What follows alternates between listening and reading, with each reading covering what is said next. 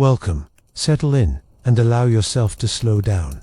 The world outside can wait for a little while. You're about to take a quiet, unhurried journey back in time, to a place both familiar in the imagination and utterly alien in reality.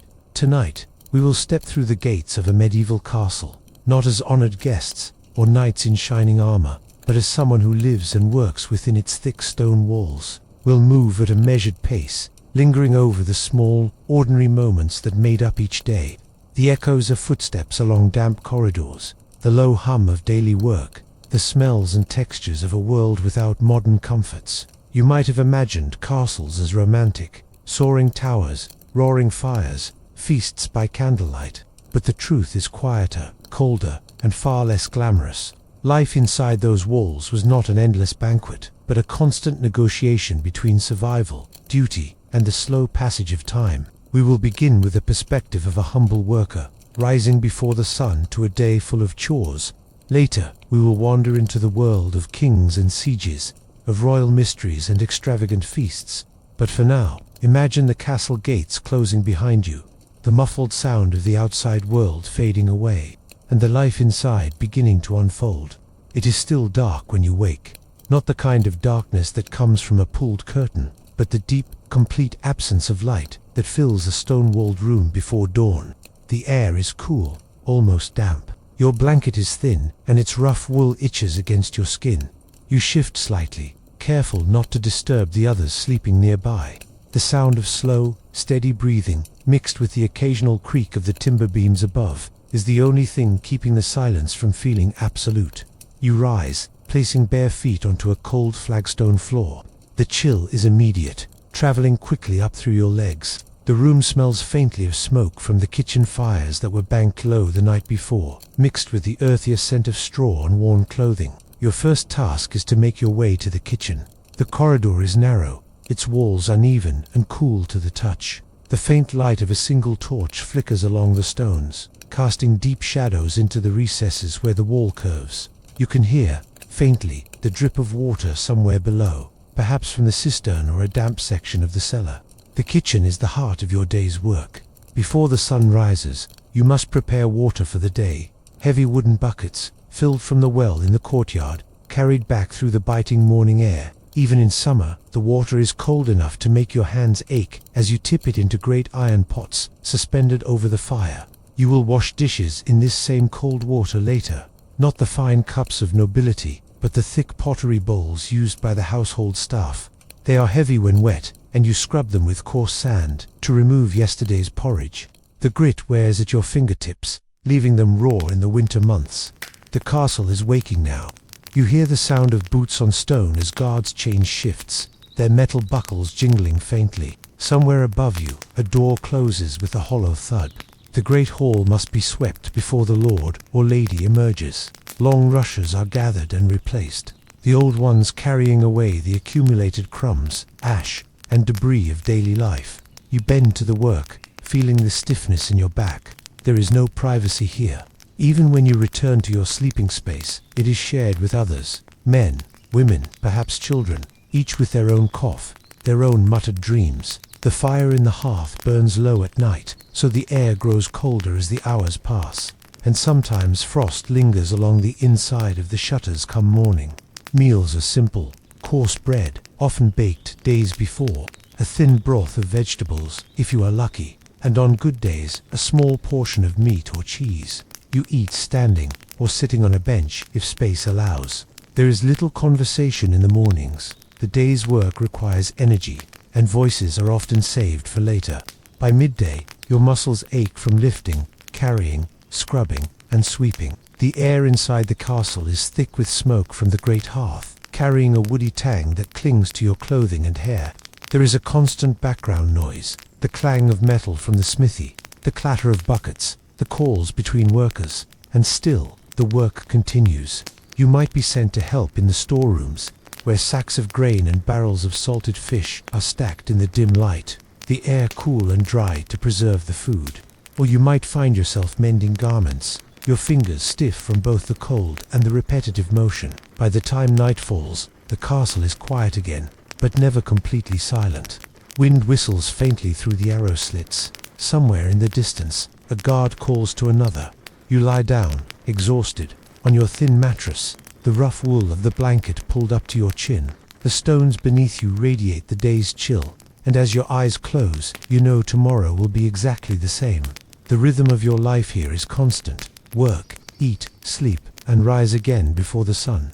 We move now from the quiet routines of daily life inside a castle to a moment when those walls were tested. It is the year 1204, and we stand before Chateau Galliard, a fortress high above the river Seine, in what is now Normandy. The castle itself is striking, even in the softened light of memory. Its pale stone walls rise in a series of curved and angular lines, crowned by battlements. From a distance, it appears almost as if it has grown out of the limestone hill it rests upon, its position commanding a view of the river and the surrounding countryside. It was built by King Richard the Lionheart in just 2 years, a remarkably short time for a structure of such complexity. Richard, confident in its strength, is said to have declared that it could withstand any siege, even if it were defended by nothing more than pigs. But by 1204, Richard was gone, and his brother, King John of England, held the castle. His enemy, Philip II of France, had set his mind on taking it. What followed was not a swift clash of swords, but a slow, methodical tightening of the noose, the kind of siege that tested both stone and spirit. The first stage was isolation. Philip's forces spread out to cut the castle off from the surrounding lands. They built their own wooden fortifications, siege lines encircling the stronghold. Inside, the garrison watched from the walls, their eyes following the steady rhythm of enemy work, day after day. Supplies could no longer pass easily. The villagers who had taken refuge in the outer bailey felt the pressure of dwindling food almost at once. Autumn turned to winter. The days grew short, the nights long and cold. Snow and ice made the ground treacherous for both attacker and defender. The river Seine, flowing below, became a silent witness to the stalemate. The men on both sides would have been wrapped in cloaks and furs, breath clouding in the crisp air, their movements slowed by the frost. Philip's army did not rely only on starvation. They began probing the defenses, moving siege engines into place.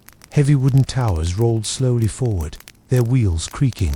Mangonels and trebuchets, great machines of rope and timber, flung stones at the walls, the impacts echoing through the valleys like the distant tolling of a bell. Inside the castle, the defenders repaired damage where they could, carrying fresh timbers and stone, filling cracks with mortar that froze in the cold air. Each repair was temporary.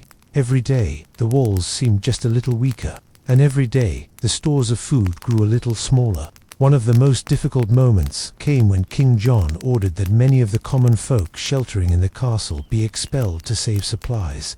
They were sent out between the siege lines, into a no-man's land. Philip's forces would not let them pass, and so they remained, a trapped crowd between two armies. Days turned into weeks, and the fate of those people became one of the quiet tragedies of the siege, rarely recorded in detail, but heavy in the memory of those who saw it. By early spring, the attackers had breached the outer defenses. Through careful undermining and a relentless series of assaults, Philip's men pushed closer to the inner keep. It was not a sudden storming, but a gradual crumbling of the castle's security. Each retreat to a new line of defense brought with it a sense of inevitability, as if the walls themselves knew they could not hold forever. Finally, in March of 1204, the remaining defenders surrendered. Chateau Galliard, once thought impregnable, had fallen after nearly half a year of pressure.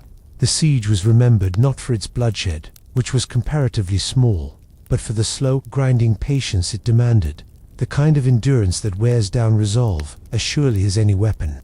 Today, the castle stands in partial ruin, its stones weathered by centuries of wind and rain.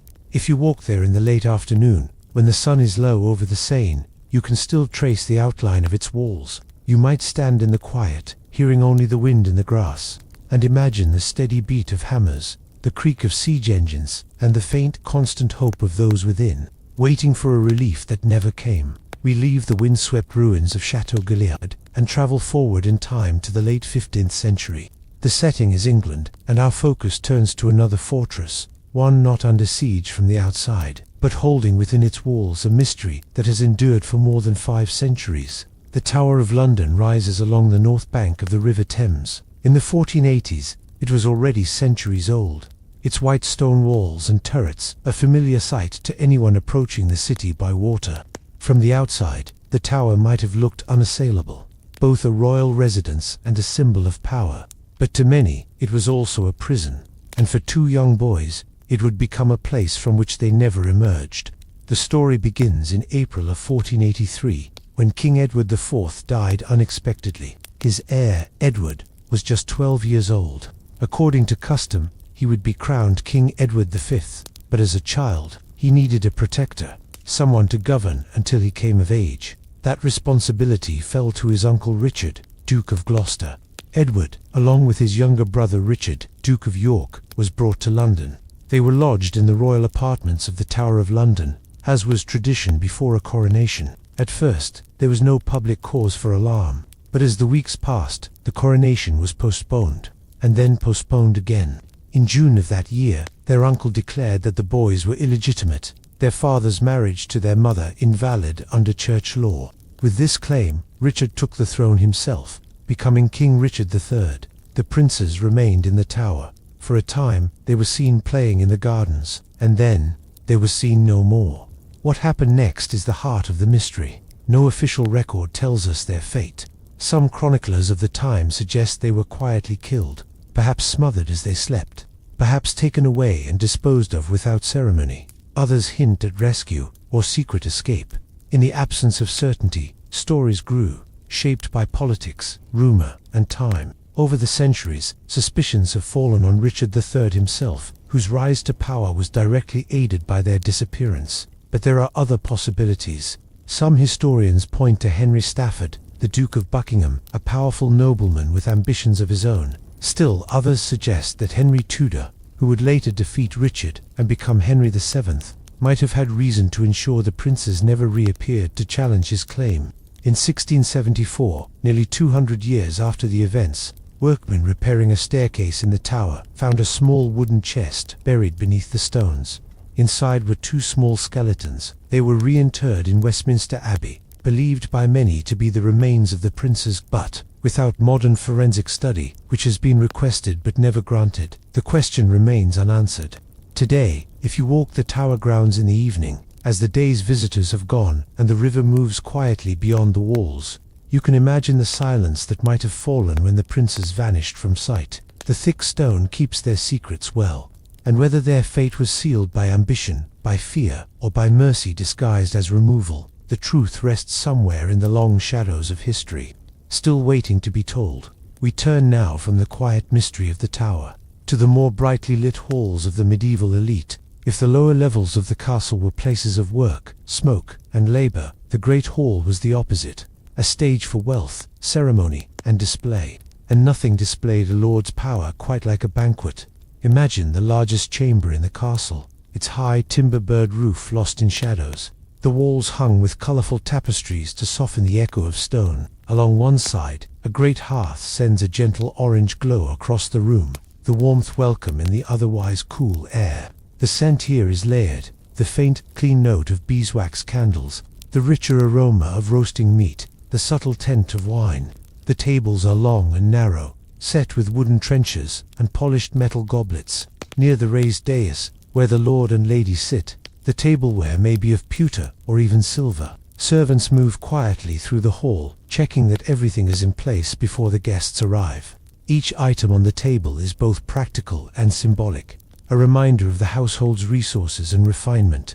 As the banquet begins, the sound shifts. Low conversation mingles with the soft scrape of benches and the occasional laugh.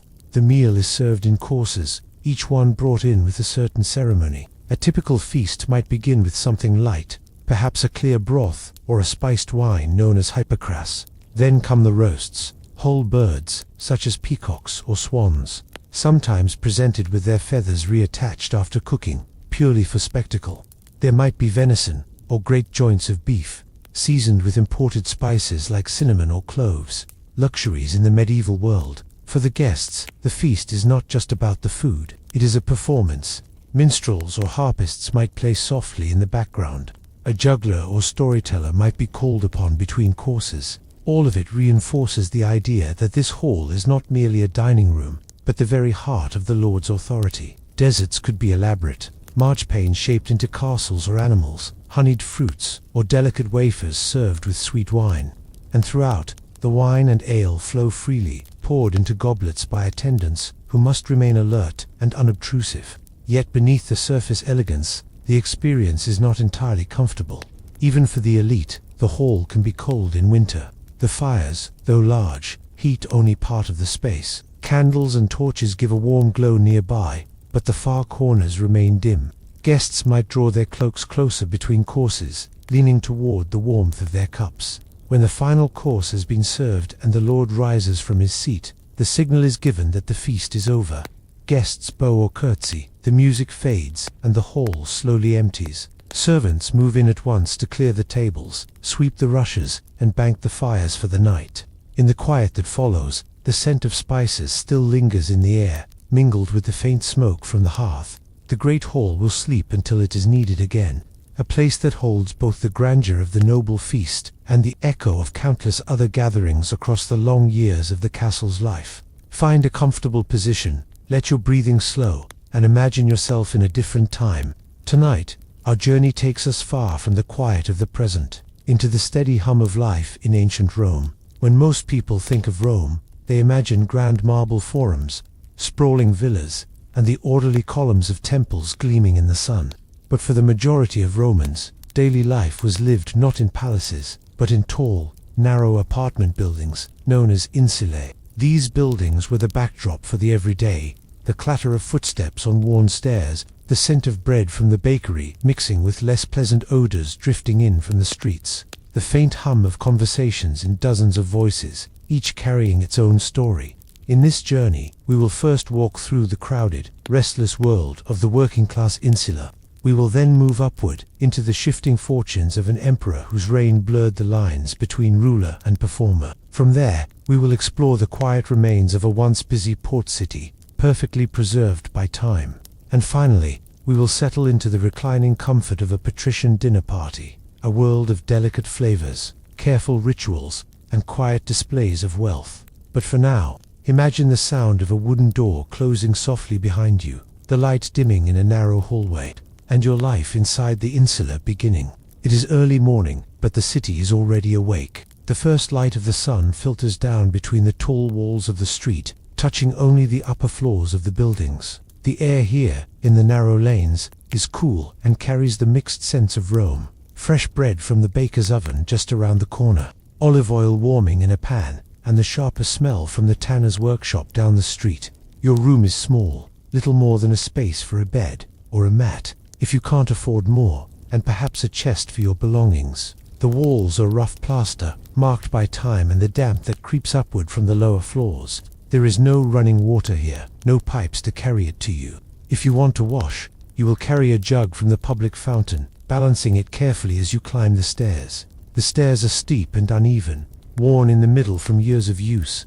You can feel the wood flex slightly under your weight as you descend. On the lower floors, the apartments are larger, often occupied by wealthier tenants who can afford a little more space, and the safety of living closer to the ground in case of fire. Up here, higher in the building, the rent is cheaper, but the risks are greater. A fire in an insula can spread quickly, fed by timber beams and cooking fires left unattended. Outside your door, life presses close. The sound of a neighbor's baby crying filters through the thin wall. From another direction, a burst of laughter rises, followed by the clink of amphorae as someone hauls wine up from the street. There is no true silence here, only the shifting layers of sound as the day unfolds. You make your way down to the street. The ground floor is lined with small shops and workshops. The baker's oven glows faintly, its heat spilling into the lane. Next to it, a cobbler bends over his work, the sharp scent of leather and glue mixing with the smell of bread. Just beyond, the tanner's shop sends a strong, pungent odor into the air, one you've grown used to. Though visitors wrinkle their noses, water must be fetched from the nearest fountain. The fountains are a gathering place, their basins filled by the aqueducts that bring fresh water into the city. Women talk quietly as they fill their jars, children dart between them, and a slave from a nearby villa stands patiently in line, the polished bronze of his water vessel catching the morning light. Your own work might take you to the market stalls, to the docks where goods arrive along the Tiber, or perhaps to a workshop where you labor over clay, wool, or metal. The hours are long, the work steady and repetitive, and yet the rhythm of it is familiar. The call of merchants, the rumble of cartwheels over stone, the occasional jingle of coins changing hands. When you return home in the evening, the insula feels even more alive. Cooking fires glow behind open doors, and the smell of lentils, onions, and garum, a fermented fish sauce, drifts into the hallways. Neighbors greet one another in passing, voices overlapping in a warm, chaotic hum. Night in the insula is never entirely dark. Light seeps through cracks and shutters from oil lamps inside. Somewhere below, a lute plays softly. Somewhere above, a child laughs before being hushed to sleep. The walls are thin, the rooms small, the risks constant. But this is home, a place of narrow staircases, shared walls, and the ever-present heartbeat of Rome. From the close, crowded rooms of an insula, we move now to a very different setting, the marbled halls and sprawling gardens of imperial power. Here, the ceilings are high, the air carries the scent of polished wood and imported incense, and the stone floors are cool beneath sandaled feet. This is the world into which Commodus was born.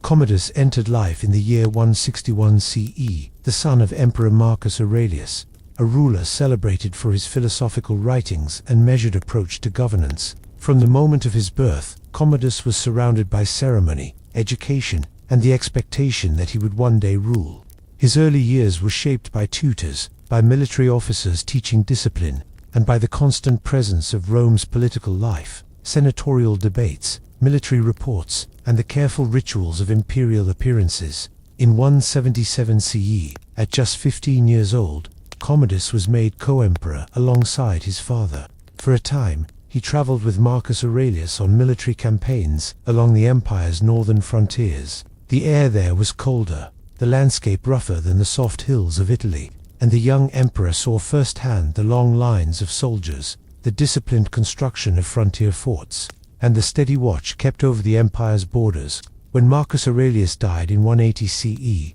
Commodus became sole ruler of Rome. At first, there was hope that he would continue in his father's footsteps, governing with the same thoughtful care. But almost immediately, the tone of his reign began to shift.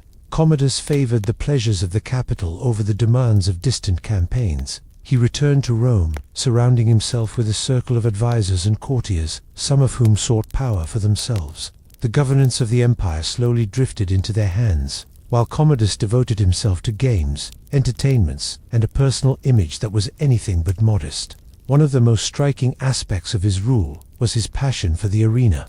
Unlike other emperors who watched from the imperial box, Commodus took to the sand himself. He fought as a gladiator, dressed in elaborate armor, sometimes even portraying Hercules, carrying a club and wearing the skin of a lion. The crowds were commanded to cheer, and his victories, whether real or arranged, were celebrated as proof of his strength. For Commodus, the arena was a stage on which to perform his power as much as to display it. But the longer he reigned, the more suspicion and unrest grew among the elite. Political purges became common, often following accusations of conspiracy. Old allies found themselves suddenly out of favor, and executions were ordered with quiet efficiency. The Senate, once a body that worked alongside the emperor, became a place of careful words and hidden fears. By the year 192 CE, Rome's political climate was heavy with tension. Commodus' focus on spectacle, his neglect of administrative duties, and his erratic punishments had made him vulnerable to plots. In late December of that year, a conspiracy formed among members of his own household. The plan was carried out quietly. The emperor was first given poisoned wine, and when that failed to act quickly enough, he was strangled in his bath. The death of Commodus brought an end to the Nervantonine dynasty. In the months that followed, Rome would enter a year of civil conflict, as rival claimants to the throne rose and fell in quick succession. But the memory of Commodus lingered, a ruler who blurred the boundaries between emperor, entertainer, and executioner, and whose reign reminded Rome that power, when worn as a costume, can be as fragile as the performance itself. Even now, walking through the remains of the Colosseum, you might picture the sand swept smooth before one of his appearances, the crowd hushed, the sun warm on the stone, and an emperor stepping forward not as a statesman, but as a figure in a play that would end, for him, off stage. From the arenas of Rome, we turn our steps toward the coast, where the mouth of the Tiber once opened onto the empire's most important harbor. Here, ships from across the Mediterranean would arrive, their sails furled, their hulls heavy with cargo, amphorae of olive oil from Hispania, grain from Egypt, fine glassware from the eastern provinces. This place was Ostia Antica. Today, it is quiet. The sea has retreated over the centuries, leaving the ancient harbor dry. Grass grows between the paving stones, and the air carries the faint, sweet scent of pine from the nearby trees. But if you close your eyes, you can imagine the sound of the harbor at its height, the slap of water against stone quays, the creak of ropes, the low voices of sailors speaking in a dozen different accents. Founded, according to tradition, in the 4th century BCE, Ostia grew alongside Rome itself. As the city expanded and its appetite for goods grew, the port became a vital lifeline. From here, supplies were loaded onto barges and brought upriver to feed, clothe, and supply the capital. Walking through the streets today, you can trace the outlines of that bustling life. The remains of warehouses stand in long rows, their walls of brick and concrete still sturdy, their doorways leading into shadowy spaces once stacked high with goods. Mosaic floors remain in some, the black and white patterns depicting dolphins, ships, and merchants at work. There were bakeries here, their round ovens still visible, the stone workbenches where dough was shaped still in place. The air in such a bakery would have been warm and fragrant, heavy with the scent of fresh bread, a welcome aroma in the early morning hours. Bathhouses, too, were part of the city's fabric. One can still see the intricate mosaics in their floors, the rooms where hot and cold pools once steamed in the light filtering through small, high windows. These baths were not only for washing, but for conversation, business, and the slow exchange of news from across the empire. Ostia was also home to apartment buildings, much like those in Rome, though here the air was fresher, touched by the salt of the sea. Shops lined the main streets, selling everything from oil lamps to salted fish. Above them, small balconies overlooked the road, their railings hung with laundry fluttering in the breeze. But like many Roman cities, Ostia's fortunes changed.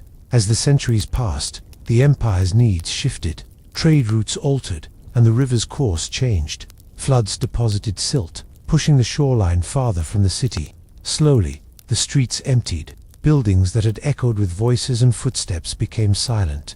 Roofs collapsed, weeds crept in, and the once busy harbor became still. Yet this slow abandonment preserved the city. Unlike places destroyed suddenly, Ostia faded gently from daily use, leaving behind a nearly complete picture of urban Roman life.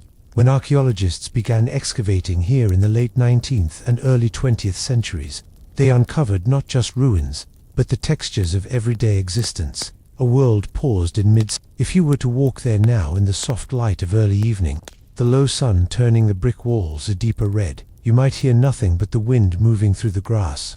And yet, in the shapes of the streets, in the curve of a doorway, in the worn threshold of a shop, the life of Ostia Antica still lingers, quiet, patient, and waiting for the imagination to fill its spaces once more. From the quiet ruins of Ostia, we return to the heart of Rome, not to its crowded insulae or bustling markets, but to the quieter, more refined spaces of the patrician class. Here, in spacious villas, set back from the street, the rhythm of life is slower, the air scented with imported incense, and the walls adorned with frescoes in soft reds, deep blues, and bright golds. A Roman dinner party, or convivium, was as much about social connection as it was about food.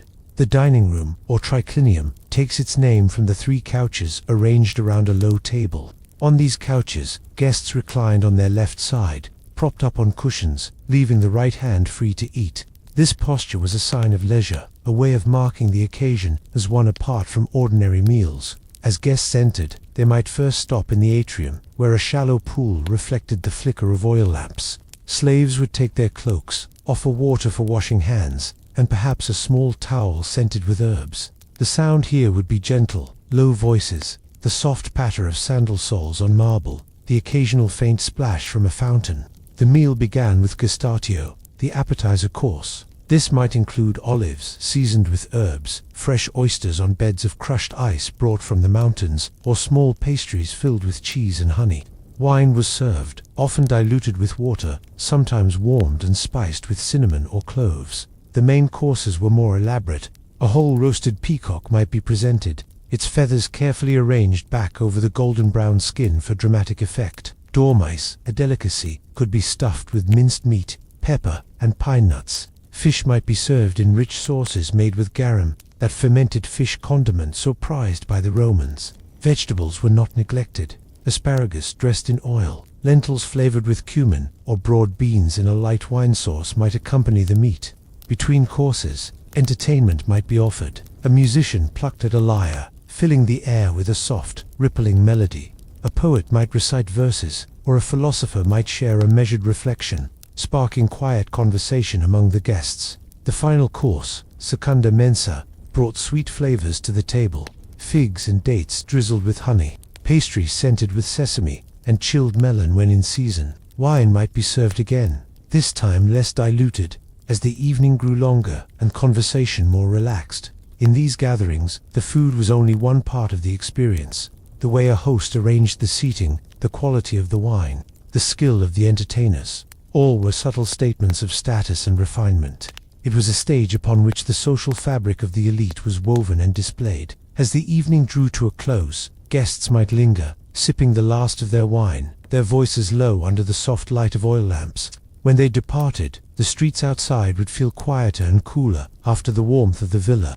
Inside, the slaves would begin to clear the couches, collect the dishes, and bank the small fires. The triclinium would return to its stillness, ready for the next evening, when the room would once again fill with the slow rhythm of conversation, the scent of roasted herbs, and the gentle murmur of Rome's most privileged citizens at leisure. Let the weight of the day begin to soften, and let your thoughts drift far back in time.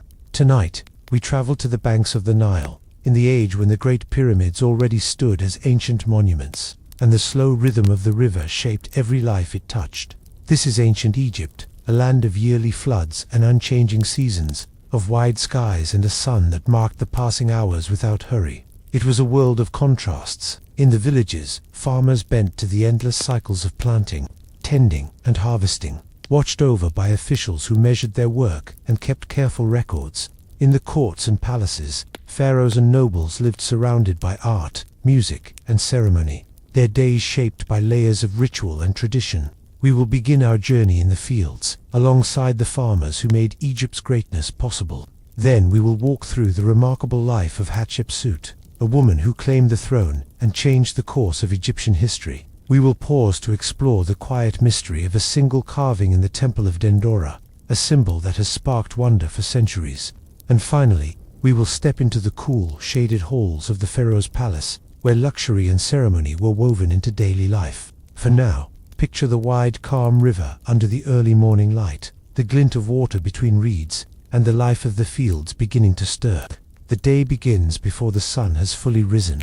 The air is still cool, with a faint mist over the river. You wake to the sound of insects humming softly, a constant background in this land, and the occasional call of a water bird gliding just above the reeds. Your home is a small mud-brick dwelling, its walls built from the very earth shaped by the Nile. Inside, the floor is packed clay, swept smooth. A few tools lean against the wall, a wooden hoe, worn smooth from years of use, a basket for carrying grain, and a clay jar filled with water from the river.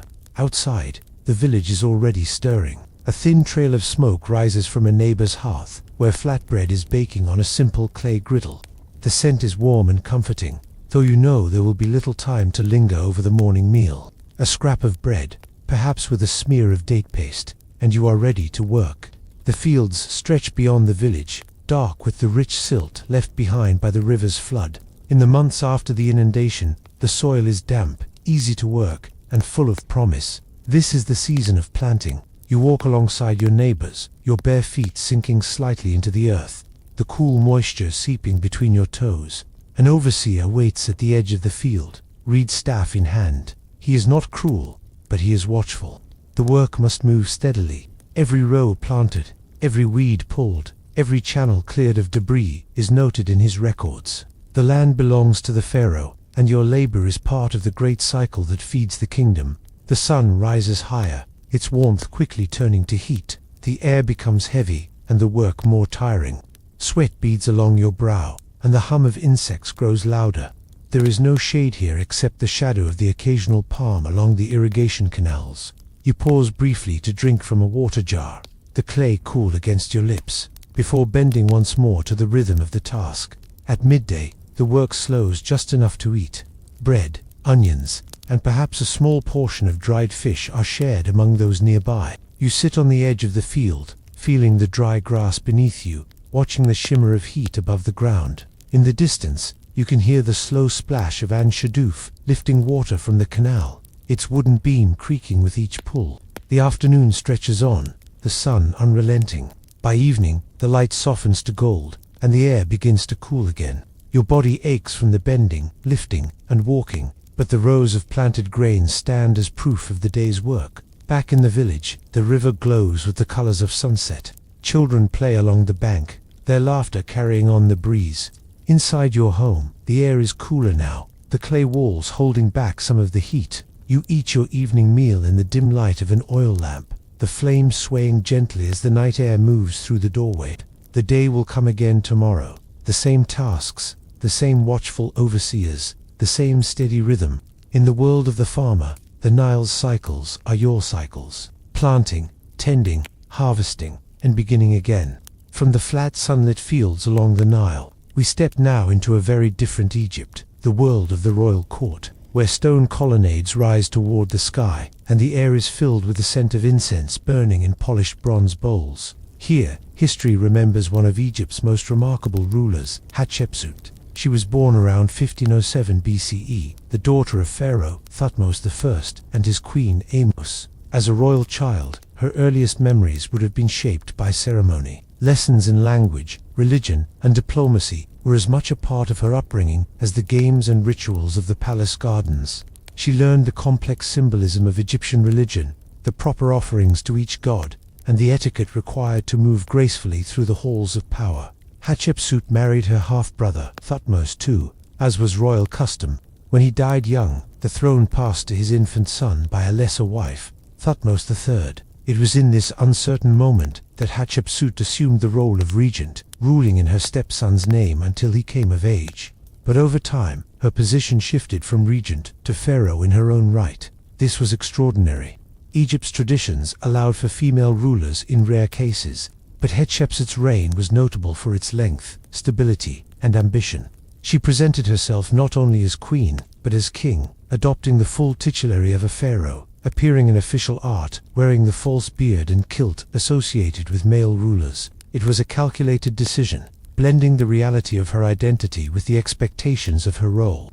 Her reign, lasting roughly 2 decades, was marked by peace and prosperity. Rather than leading armies into prolonged campaigns, Hatshepsut focused on trade, architecture, and the expansion of Egypt's wealth. One of her most famous achievements was the expedition to the land of Punt, a distant, possibly coastal region along the Horn of Africa. Ships returned, laden with myrrh, trees, incense, gold, ebony, and exotic animals. Their arrival celebrated in vivid reliefs carved on temple walls. Hatshepsut was also a prolific builder. Across Egypt, she restored temples, raised obelisks, and commissioned monuments of remarkable scale and beauty. Most striking of all was her mortuary temple at Deir el-Bahari, a series of terraces rising from the desert floor against the cliffs of western Thebes. Its colonnades cast long shadows in the morning light, and its ramps and courtyards were designed to lead the visitor in a slow, deliberate progression, a reflection of both architectural mastery and religious devotion. Her death, around 1458 BCE, is surrounded by uncertainty. The exact cause is unknown. What we do know is that after her passing, many of her monuments and inscriptions were altered. Her images were chiseled away, her name omitted from king lists. For centuries, her reign was nearly erased from the official record, as if to restore an unbroken line of male rule. Yet time has a way of returning lost voices. Modern archaeology has pieced together her story from surviving statues, temple reliefs, and inscriptions left untouched. They show us a ruler who understood both the spiritual and practical demands of kingship, who secured Egypt's borders not through endless war, but through wealth, stability, and carefully nurtured alliances. If you were to stand today in the quiet shade of her temple at Deir el-Bahari, you might hear only the wind passing across the terraces. But in the stone carvings, the reliefs of ships and incense trees, the statues of a king in pharaonic regalia, Hatshepsut's presence endures, serene, assured, and timeless, much like the desert cliffs that guard her name. From the vast terraces of Deir el-Bahari, we journey northward along the Nile, to a place where sandstone walls still rise, their carvings softened but not erased by time. Here stands the Temple of Hathor at Dendura, one of the best preserved temples of ancient Egypt, its columns still holding the cool shadows of centuries. The temple was a place of worship, music, and healing. Hathor, the goddess it honored, was linked to joy, motherhood, and the sky itself. Walking through its entrance today, the air feels different, quieter, more enclosed than the open courts of other temples. The ceiling above is painted deep blue, dotted with golden stars, and the walls are covered in rows of hieroglyphs and carefully carved scenes. Among these carvings is one that has puzzled scholars and visitors alike. It appears in the temple's crypts, small, narrow chambers beneath the main structure, accessible only through hidden passages and steep steps. The scene shows a large, elongated oval shape, with a figure inside. From one end of the oval, a stem extends, connected to what some interpret as a pillar or base. Around it, priests and deities are depicted in poses of offering or reverence. To the modern eye, the shape is unusual. Some have compared it to a bulb of an oil lamp. Others, more imaginatively, see something resembling an oversized glass light bulb, with a filament-like snake inside, leading to the popular but highly speculative idea of the so-called Dendera light. This theory suggests, without much evidence, that the carving might depict an ancient form of electrical technology. It is an idea that captures the imagination, but it stands outside the consensus of Egyptology. Most scholars believe the carving represents a symbolic image from Egyptian mythology, the Djed pillar as a sign of stability, the snake as a symbol of life energy, the oval perhaps representing the womb or the sun's path.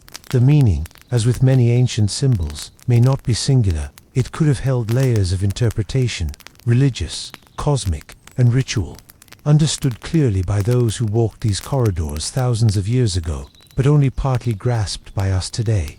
Standing in the crypt where the carving resides, the air is cool, still, and slightly dusty. Your footsteps echo softly against the stone floor. The carvings are lit now by electric lamps, but you can imagine the flicker of oil lights in the ancient darkness, casting shifting shadows over the walls. The figures in the reliefs seem to lean forward slightly, their eyes attentive, as though they are still guarding some hidden knowledge. The mystery of the Dendera light may never be solved in a way that satisfies everyone. It is as much a reflection of our own curiosity as it is of the ancient world's complexity. And perhaps that is its quiet gift, a reminder that history is not only a record of what we know, but also a landscape of questions we continue to explore, even in the dim corridors beneath the temple. From the cool shadows of the temple crypt, we step into a world of light and open courtyards, the royal palace of the pharaoh. This is the seat of Egypt's power, but it is also a carefully constructed stage, where every sound, scent, and movement is part of a larger display of authority. The palace stands apart from the crowded streets, its walls surrounded by gardens and pools. Palm trees sway gently in the breeze, their fronds whispering against the hot air, while lotus flowers float on still water, their pale petals releasing a faint, sweet fragrance. Beyond the gardens, high gates open onto paved courtyards, where officials wait their turn to be summoned inside. Entering the palace, you find coolness in the air, held by thick walls of mud brick, plastered and painted in soft hues. The floors are smooth underfoot, sometimes inlaid with patterns of colored stone. Here and there, painted scenes show the pharaoh victorious in battle, receiving tribute from foreign lands, or seated in perfect composure beneath a canopy of gold. Life within these walls follows a strict rhythm. In the mornings, courtiers and scribes present petitions and reports. The pharaoh may hold an audience in a grand hall, seated upon a raised throne. Behind him or her, tall fans of ostrich feathers are waved gently by attendants, stirring the air without a sound. Musicians may play quietly in the background, the soft plucking of a harp or the low notes of a double flute, creating an atmosphere of controlled serenity. The midday hours bring rest from the sun's intensity. The inner rooms of the palace are shaded and perfumed, with fresh garlands hung along doorways and jars of fragrant oils set upon carved wooden stands. Here, the pharaoh may confer with trusted advisors, review architectural plans, or inspect goods brought from distant lands. fine linen from Egypt's own looms, ivory from Nubia, lapis lazuli from Afghanistan, and incense from Punt. Meals are events in themselves. The pharaoh does not eat in isolation, but in the company of select guests and family members. The food is served on low tables: roasted duck glazed with honey, bowls of lentils and chickpeas seasoned with herbs, platters of figs and dates, and fresh bread warm from the ovens. Wine and beer are poured into polished cups, their surfaces catching the flicker of lamplight. The flavors are familiar to the Egyptian palate: sweet, fragrant, and often softened with spices carried along the trade routes. Evening in the palace is a time for ceremony and entertainment. Dancers move in slow, graceful patterns to the sound of drums and clapping. Priests may lead a ritual in honor of the gods, burning incense so that the air is thick with the scent of frankincense and myrrh. The palace becomes quieter as night deepens, the courtyards lit by oil lamps, whose flames shimmer against the walls. As the pharaoh withdraws to private chambers, the sounds fade. Footsteps recede along the corridors, doors close softly, and the gardens beyond return to stillness. The pools reflect the night sky, the lotus flowers folding in on themselves until morning light returns. Inside these walls, every detail, from the arrangement of a meal to the tilt of a fan, reinforces the image of divine rule. It is a life far removed from the toil of the fields, but bound to it by the same river, the same cycles, and the same timeless landscape. Settle in, let the noise of the present day grow quiet. Tonight, we will travel back to the far north, to a land of fjords, dark forests, and restless seas. It is the Viking Age, a time often remembered for longships, raiding parties, and distant conquests. But most who lived under the Viking name did not spend their lives on warships. They lived on farms, carved out of the rugged land, bound as much to the soil as to the sea. Theirs was a life of hard seasons and careful work. The growing months were brief, the winters long and hungry. Each day's labor, each careful store of food, was a hedge against the cold and dark that would inevitably return. In this journey, we will begin in the fields and farmsteads, where life followed the slow, unyielding rhythm of the seasons. We will then set sail into the story of Eric the Red, an exile who carried his fortunes into unknown waters. From there, we will walk the timbers of the Osseberg ship burial, exploring the artistry and mystery left in its wake. And finally, we will settle for a time inside the smoky, crowded warmth of a Viking longhouse, where community and survival intertwined. For now, imagine a pale northern sun hanging low in the sky, the breath of cold wind over open fields, and the sound of an axe striking wood in the morning air. The day begins early, even in summer. You wake beneath a heavy woolen blanket, the air inside the house cool enough to mist your breath if you exhale too deeply. The light that filters in through the narrow shutters is pale, tinged with the gray of the northern sky. You can hear the faint bleating of sheep from outside, and somewhere, in the distance, the rhythmic thud of someone chopping wood. Your home is a simple structure: timber walls, turf roof, a packed earth floor strewn with rushes. The hearth at the center still holds a few embers from the night's fire, glowing faintly under the ash. This fire is life. It cooks the food, heats the water, and keeps the chill from creeping too far into your bones. Stepping outside, you breathe in air that is fresh and sharp, tinged with the scent of sea salt if you live near the coast, or pine if the forests lie close by. The fields stretch before you, not the wide open farmland of more temperate lands, but narrow strips of cultivated soil, bordered by stone walls or low wooden fences. The soil here can be stubborn. Much of it has been cleared from forest or wrestled from rocky ground, and every spring the thaw brings new stones to the surface that must be removed before planting. In summer, the work is constant. You till the soil with a wooden plow, often drawn by a single ox. You plant barley and rye, hardy grains that can withstand the short season. In smaller plots, you tend cabbages, onions, and beans.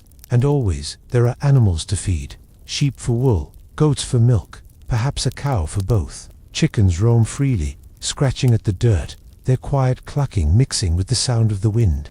The sun lingers late in the summer sky, but every task must be done with the knowledge that the warm days will end quickly. By mid-autumn the nights grow long again, and frost can come without warning. A poor harvest means a lean winter, and there is no market nearby to make up for what you have not stored. Everything you will eat in the cold months, dried fish, smoked meat, stored grain, must be prepared now. Winter brings its own rhythm. The fields lie frozen, the days are short, and the wind from the sea can be bitter. Snow gathers along the edges of the house, sometimes sealing the lower parts of the door. You spend more time indoors, tending to repairs, weaving cloth, carving tools. Meals are simple and repetitive. Fish caught in the warmer months and dried until it is hard and salty.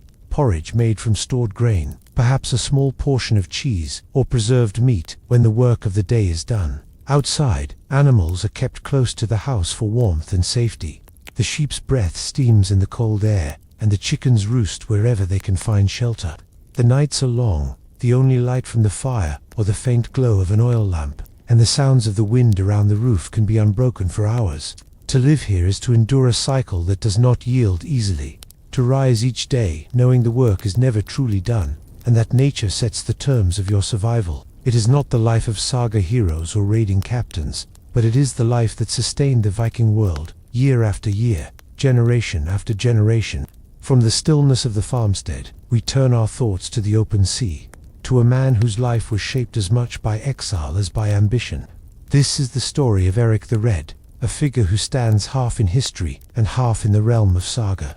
Eric was born in Norway around the year 950. His name at birth was simply Eric Thorvaldsson, son of Thorvald Asvaldsson. The red came later, a reference, most believe, to the color of his hair and beard.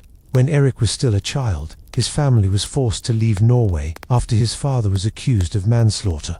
They sailed west to Iceland, a place of volcanic rock, scattered farms, and a people who had already grown accustomed to harsh climates. Life in Iceland was a test of patience and skill.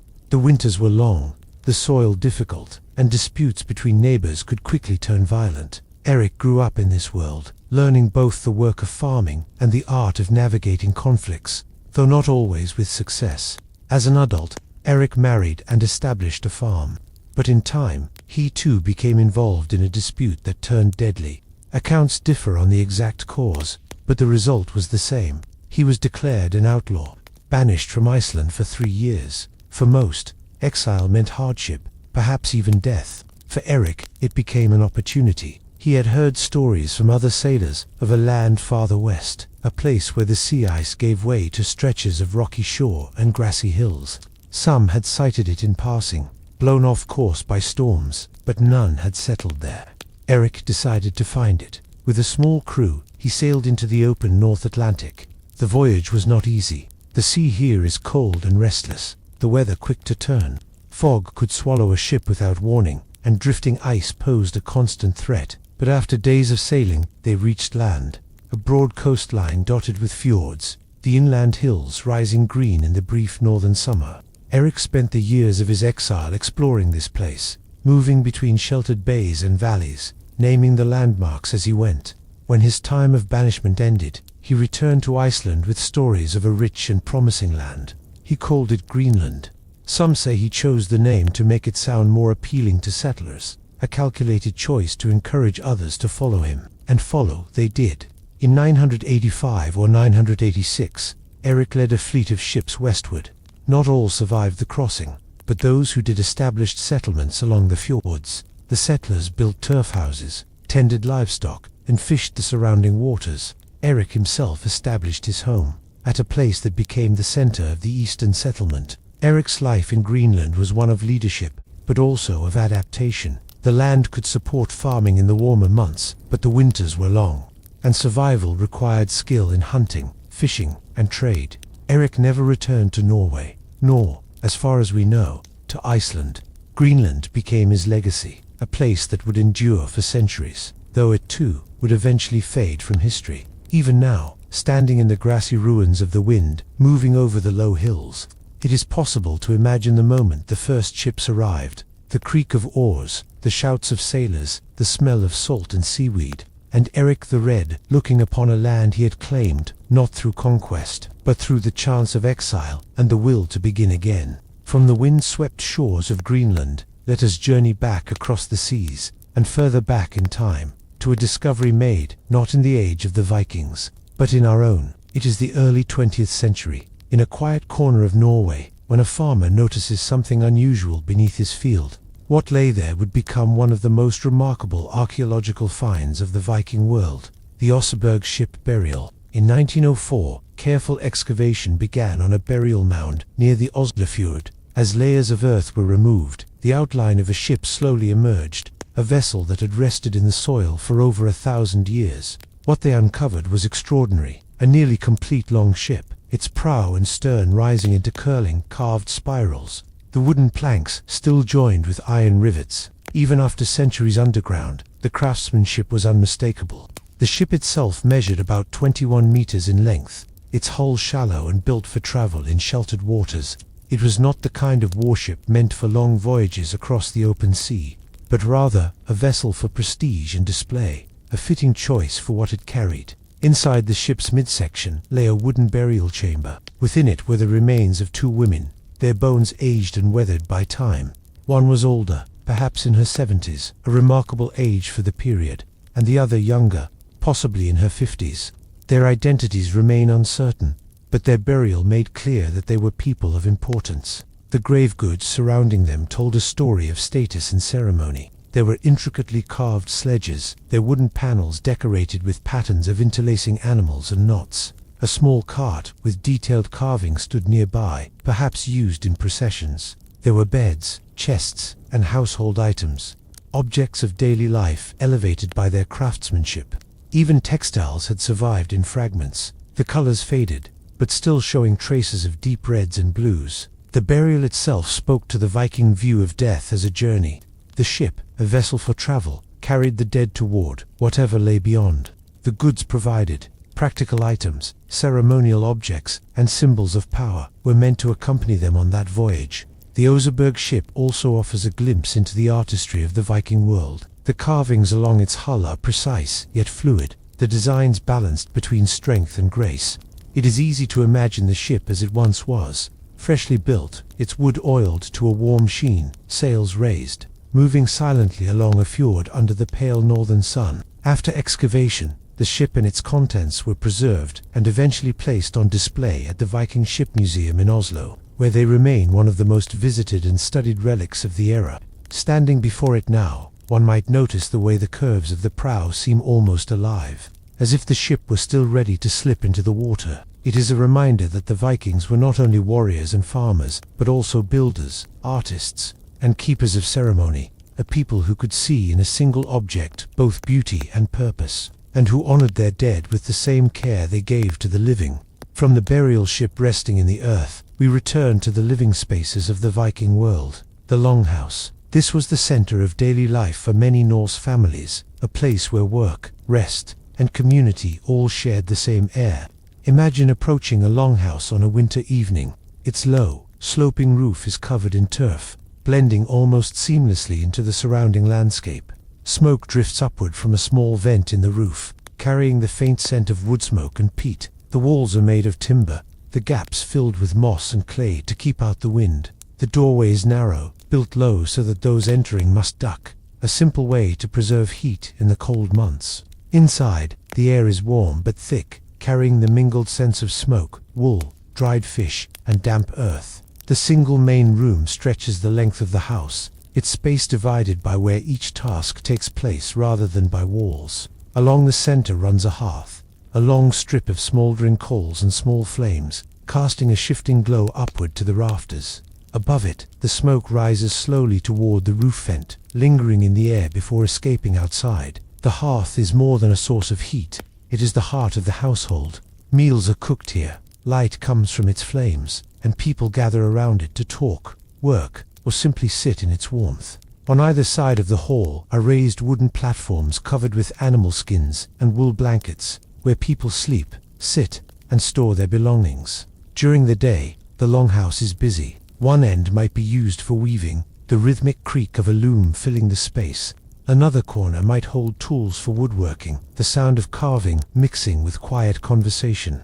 Children move between the adults, sometimes playing, sometimes helping with small chores. Animals are often housed in the longhouse during the winter, sharing the warmth and providing extra heat with their presence. The bleating of sheep or the low sound of cattle can be heard alongside the murmur of human voices. It is a practical arrangement, but it also adds to the closeness. The longhouse is not just a human dwelling, but a shared shelter for all that sustains the household. Evenings are quieter. Light comes from the fire and from small oil lamps, their flames steady but dim. Food is served, perhaps a stew of barley, root vegetables, and preserved meat, or fish cooked over the fire. The flavors are simple, shaped by what the land and sea can provide. After the meal, stories may be told. Some are accounts of real events, news from a neighboring settlement, the tale of a successful hunting trip. Others are sagas, carrying the weight of generations, weaving together history and legend in long, measured rhythms. The sound of a storyteller's voice mingles with the occasional pop from the fire, and the slow hiss of wood burning down to embers. When sleep comes, it comes communally. People lie side by side on the benches, wrapped in blankets, their breathing steady in the darkness. The fire burns low, casting just enough light to show the beams of the roof above. Outside, the wind moves across the land, but inside, the longhouse holds its warmth, a narrow, shared world where the Viking year passes one day at a time. Settle yourself. Let the sounds of your own surroundings fade, and allow your mind to step into another time. Tonight, we are traveling back to the 19th century, to Britain at the height of the Industrial Revolution.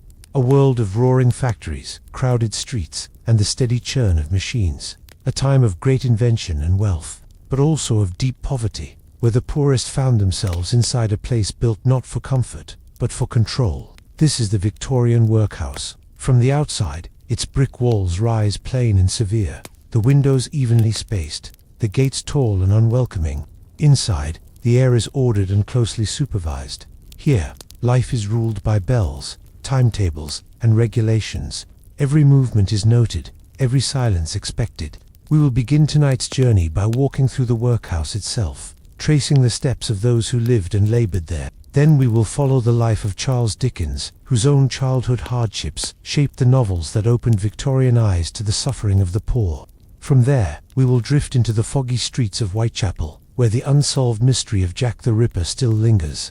And finally, we will slip into the glittering spaces of high society, where the season played out in ballrooms and carriage rides far removed from the workhouse walls. But for now, imagine a heavy wooden door closing behind you, the echo of boots on stone floors, and the long narrow corridors of the workhouse stretching ahead. The first sound is the bell. It rings before dawn, its tone flat and without ornament. It does not invite you to wake, it demands it. In the dim light of early morning, you rise from a narrow bed, the thin blanket folded neatly at its end. The room is bare, its walls painted in a pale, unadorned color. The windows high and set deep into the wall, so that the light falls at an angle, never fully warming the space. Your clothes are workhouse issue, coarse fabric, plain cut, no decoration. They are practical, not comfortable. Breakfast is served in silence, a ladle of thin gruel, perhaps a small piece of bread, if the day allows it. The gruel is warm but bland, its texture smooth but without richness. It fills the stomach without satisfying it. After the meal, you are led to your assigned work. For some, it is picking oakum, strands of old tarred rope pulled apart by hand, to be reused in ship caulking. The fibers are rough and stiff, leaving small scratches on your fingers. For others, the day might be spent breaking stones for roadwork, or scrubbing the same stretch of floor until it shows no trace of dust.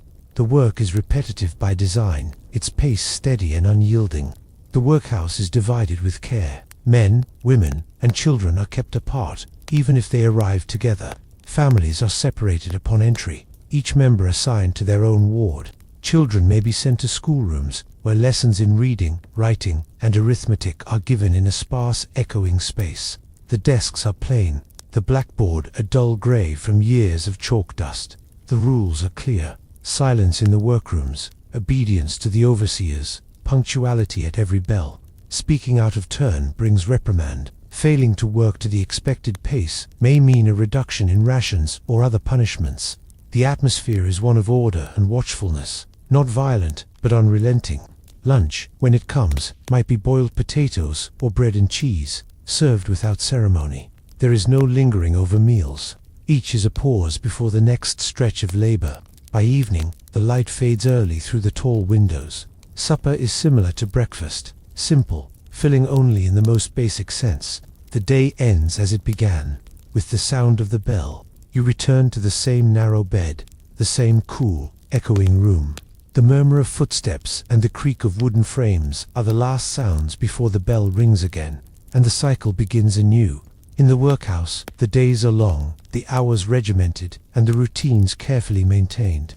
A week here would feel much longer, each moment stretched by the sameness of the tasks, the plainness of the food, and the constant quiet of the rules. It is not a place to grow, but to endure, a place where time itself seems to slow to the rhythm of the bell. To understand how the Victorian workhouse became such a powerful image in literature, we must turn to the life of one man whose own childhood carried the shadow of poverty, Charles Dickens. He was born in 1812, in the coastal town of Portsmouth, England. His early years were modest but not destitute. His father, John Dickens, worked as a clerk in the Navy Pay Office, and the family's fortunes rose and fell with his earnings and debts. For a time, Charles enjoyed the freedoms of boyhood, wandering the streets, reading avidly, and exploring the countryside near their home. But debt weighed heavily on the Dickens family. By the time Charles was 12, his father's financial troubles had reached their breaking point. In 1824, John Dickens was sent to Marshalsea prison for debt, a fate that was not uncommon in England at the time. The family, except for Charles, joined him inside the prison walls. As was customary for debtors' families who had nowhere else to go. Charles, however, was sent to board in a small rented room, and from there he walked each day to work at a blacking factory by the Thames. His job was to paste labels onto bottles of shoe polish. Monotonous, repetitive labor in a dim, cramped space. The smell of polish clung to the air, and the floor was always sticky underfoot. For a boy who had once dreamed of becoming a gentleman, the work felt like a fall into a lower, harsher world. It was during this time that Dickens saw firsthand the lives of the poor in London. He observed the crowded lodging houses, the weary faces of labourers, and the children forced into work by necessity rather than choice. These images stayed with him, not as fleeting impressions, but as deep impressions on his memory. When his father was eventually released from prison, Charles returned to school for a time. But the experience of those months in the factory had already shaped him. As he grew into adulthood, he found work as a law clerk, then as a court reporter, and eventually as a journalist. These roles allowed him to move through different parts of London, listening, watching, and collecting the details of daily life that would later fill his novels. His first major success came with the Pickwick Papers in 1836, followed by a steady stream of works. Oliver Twist, Nicholas Nickleby, A Christmas Carol, and many more. In Oliver Twist, the workhouse appears as a place of hunger and strict rules, echoing the reality Dickens had seen as a boy. In David Copperfield, the young hero's work in a warehouse mirrors Dickens' own time at the blacking factory. But Dickens was not only a novelist, he was also a social critic. Through essays, speeches, and campaigns, he drew public attention to the conditions of the poor, the shortcomings of the workhouse system, and the need for reform. His words reached both the reading public and those in positions of power, making him one of the most influential voices of his time. By the time of his death in 1870, Dickens was more than a celebrated author. He was a chronicler of Victorian society, preserving in his pages both its grandeur and its hardships.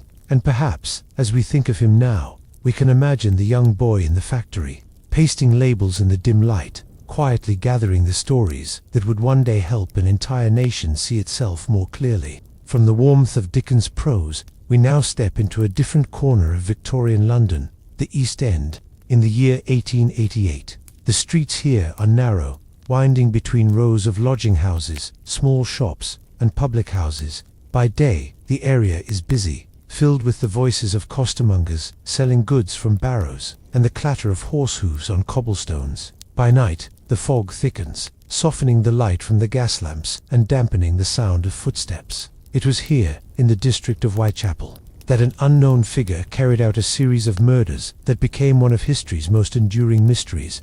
The press named him Jack the Ripper, and the name has remained, a grim echo of the fear that once spread through these streets. The victims were women living in poverty, often in precarious circumstances, moving between lodging houses and casual work.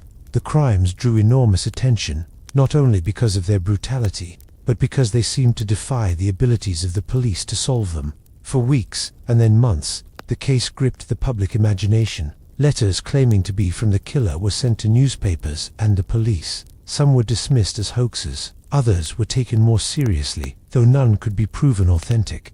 The authorities interviewed hundreds of people, followed countless leads, and even increased patrols in the area, but the figure they sought slipped through the fog and shadows. In the years that followed, speculation became its own kind of industry. Suspects ranged from local butchers and sailors to doctors, and even members of the aristocracy. Each theory brought new interest, but also new uncertainty. The truth, if it was ever known by anyone beyond the killer himself, was never recorded in a way that history could keep. Today, the story of Jack the Ripper is woven into the history of London itself. Whitechapel has changed. The old courts and alleys replaced by new buildings, the lodging houses long gone, but the names of the streets remain. Hanbury Street, Dorset Street, and others that once stood at the heart of the case. If you walk there now, you will not find the same darkness the Victorians knew, yet there is still a sense of the past lingering in the bricks and paving stones. The quiet knowledge that for a brief and turbulent season in 1888, these streets were the center of a mystery that has never been fully laid to rest. From the crowded courts of Whitechapel, we travel west, toward the grand squares and wide, tree-lined avenues of Mayfair and Belgravia. Here, the air feels different, lighter, cleaner, scented faintly, with flowers from private gardens and the coal smoke from tidy, well-kept chimneys. The streets are broad, the paving swept clean, the houses tall and symmetrical, their pale facades catching the sunlight in spring. It is the season, the months between late spring and early summer, when London's social calendar fills to overflowing. The season was not only a time for entertainment, it was also a carefully orchestrated system of introductions, alliances, and subtle negotiations, particularly for the young women and men of the upper classes. The day might begin with a carriage ride through Hyde Park. Families would move slowly along the park's paths in gleaming landaus or barouches, the horses stepping smartly, their harnesses polished to a shine.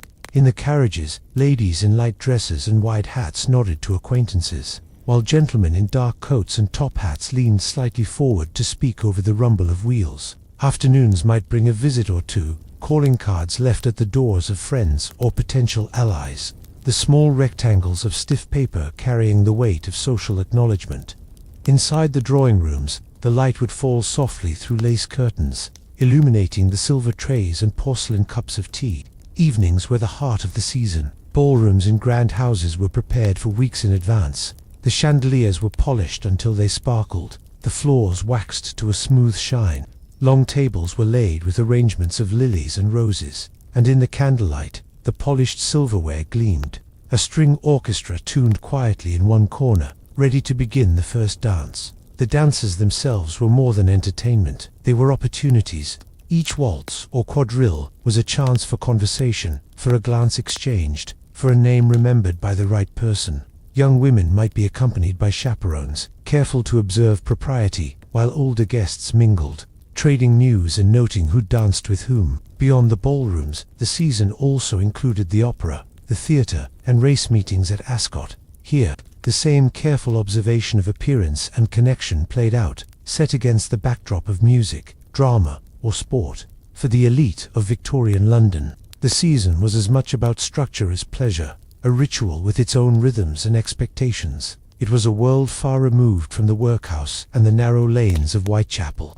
Yet all of it existed within the same city, within the same moment in history. Settle in and imagine a land of winding mountain paths, whispering bamboo groves, and villages where thatched roofs curved gently under the weight of the seasons. It is Japan, many centuries ago, an age of rival warlords, shifting alliances, and armies that marched not for days, but for months, across valleys and high passes. This is not the Japan of cherry blossoms and peaceful gardens.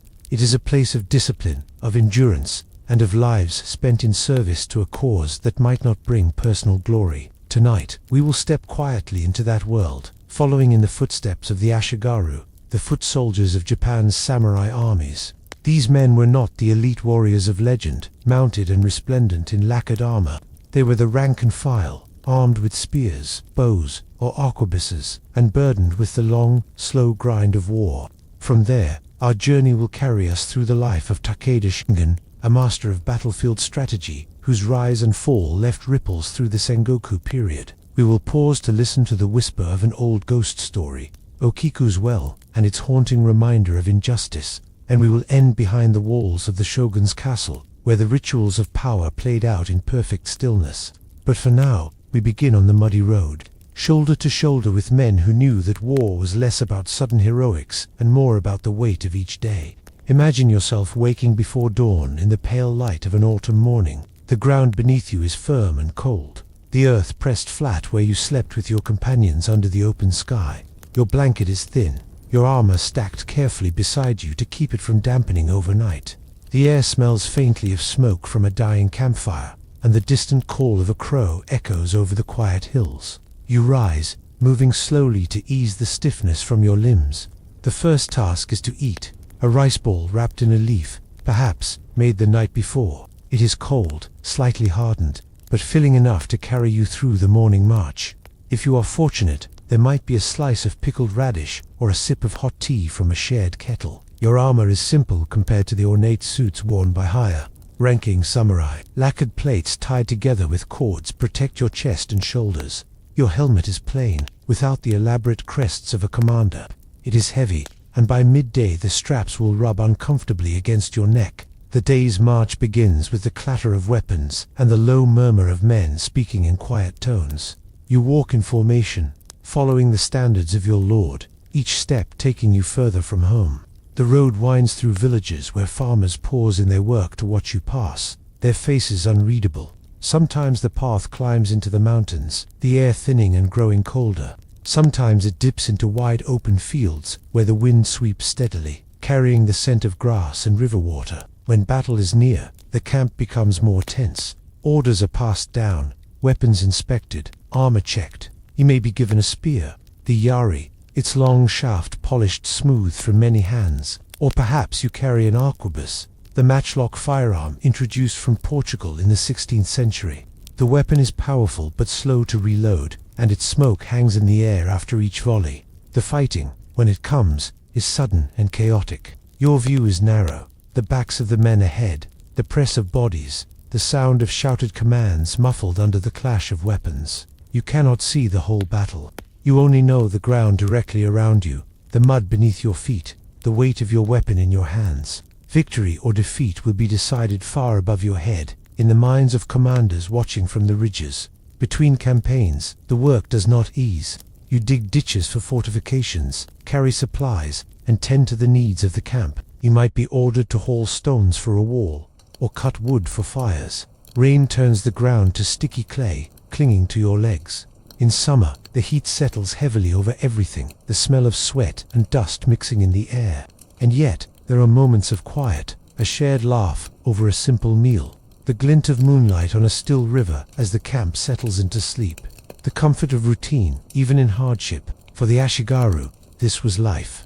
Neither celebrated nor remembered like the deeds of great generals, but essential to the wars that shaped Japan's history. From the dust and exhaustion of the foot soldiers' march, let us lift our gaze toward one of the most formidable leaders of the Sengoku period, Takeda Shingen. His life is remembered not only for his victories, but also for the shifting web of loyalties, rivalries, and betrayals that defined his era. Takeda Shingen was born in 1521 in the mountainous province of Kai, a land of river valleys, steep slopes, and scattered fortresses. The winters were long, the summers short, and the people hardy, shaped by the land itself. Shingen's family, the Takeda clan, had ruled these lands for generations, their power rooted in both military skill and careful diplomacy. As a young man, Shingen studied the arts of both war and governance. The samurai tradition valued not only the sword but also poetry, calligraphy, and the strategic study of past battles. This balance of force and thought would come to define his style of leadership.